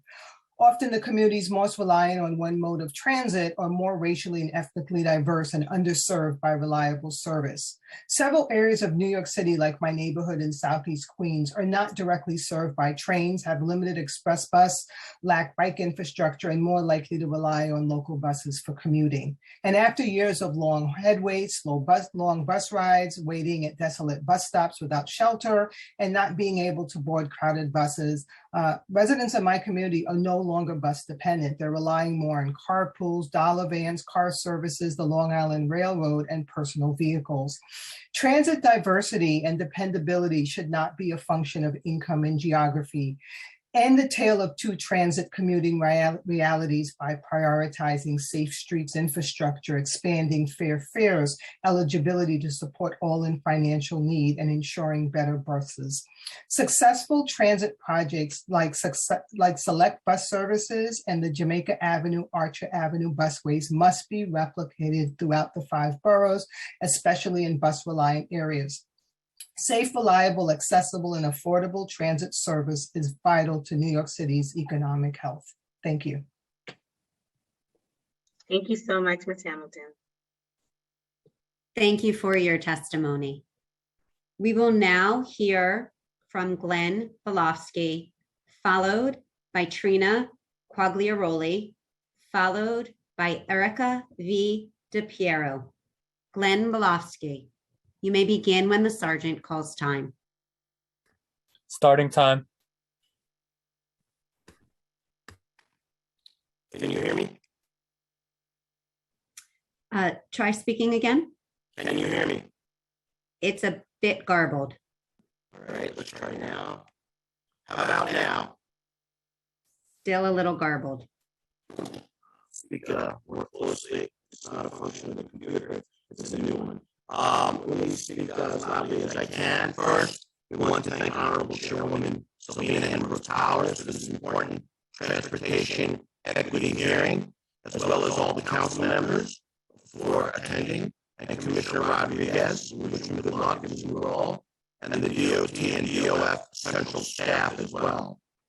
I'm here on behalf of the public, the 504 Democratic Club, the city's leading one of the city's leading disability rights clubs, and then parkingticket.com, which helps victims of unfair ticketing. especially in minority areas.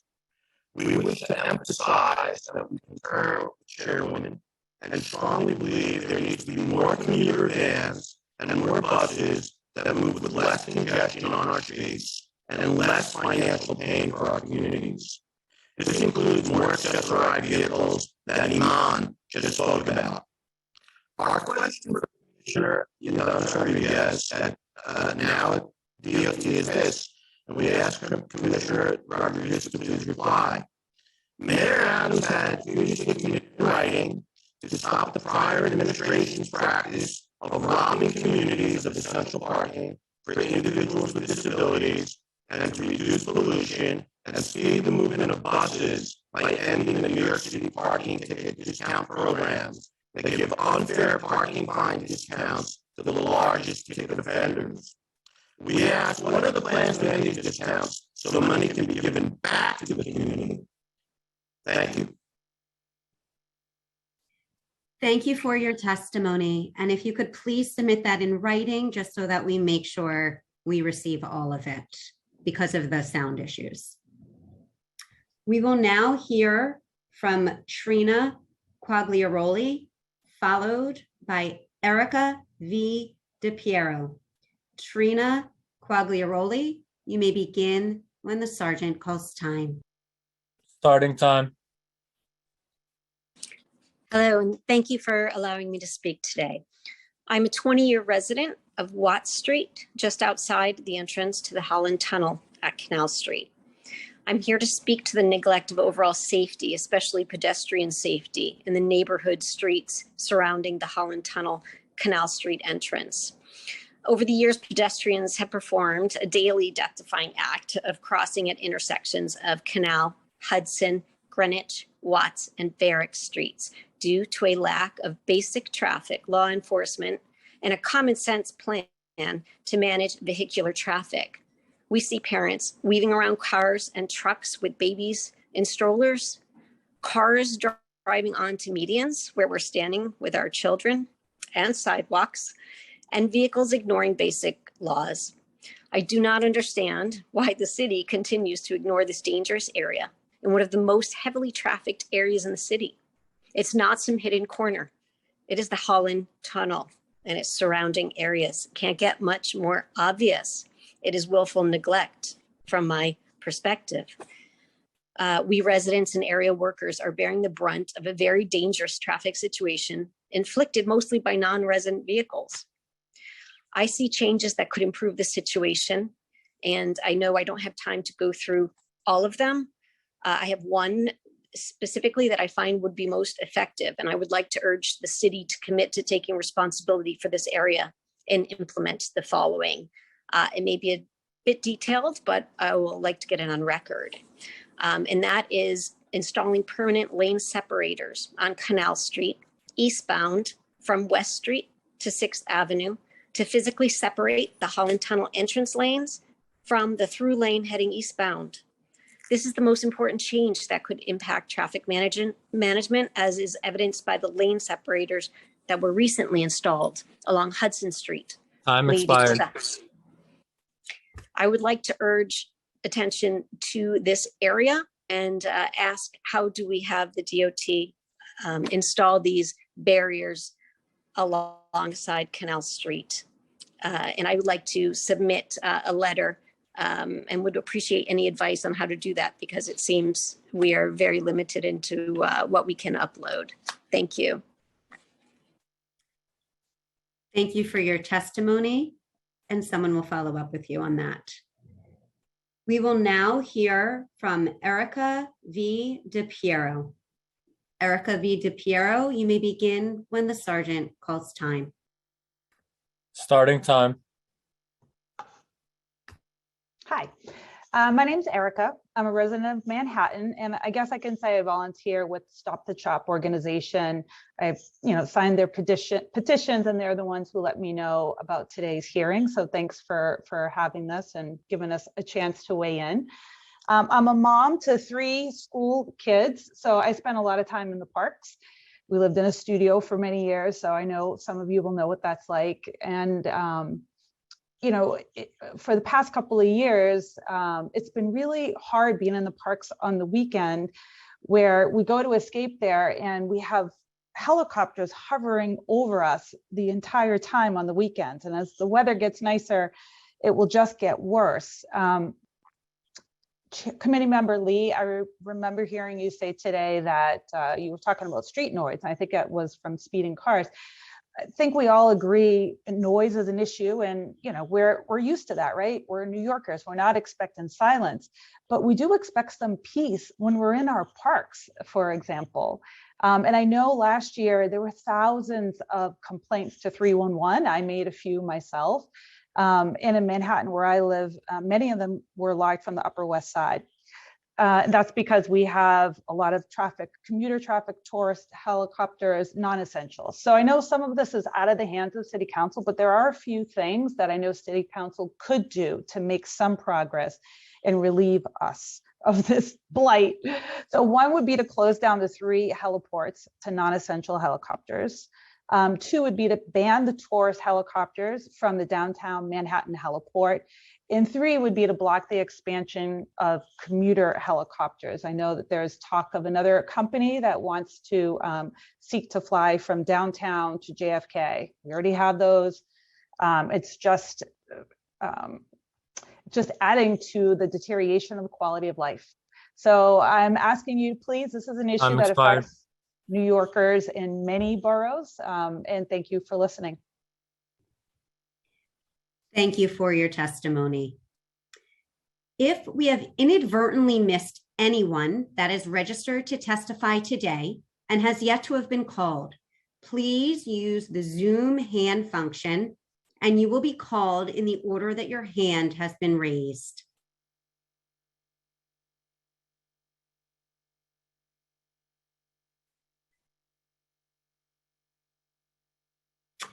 Seeing none, I will now turn it over to Chair Brooks Powers for closing remarks. Chair. Thank you. I want to thank everyone again for attending today's hearing, especially the members of the public who waited patiently to testify. I also want to thank the Department of Transportation Commissioner for staying for the public testimony. I look forward to continuing to work together on these critical issues. Our next hearing will be a preliminary budget hearing on March 16th, where we will hear from the MTA, as well as New York City Department of Transportation and the Taxi and Limousine Commission. With that, this hearing is adjourned. Thank you.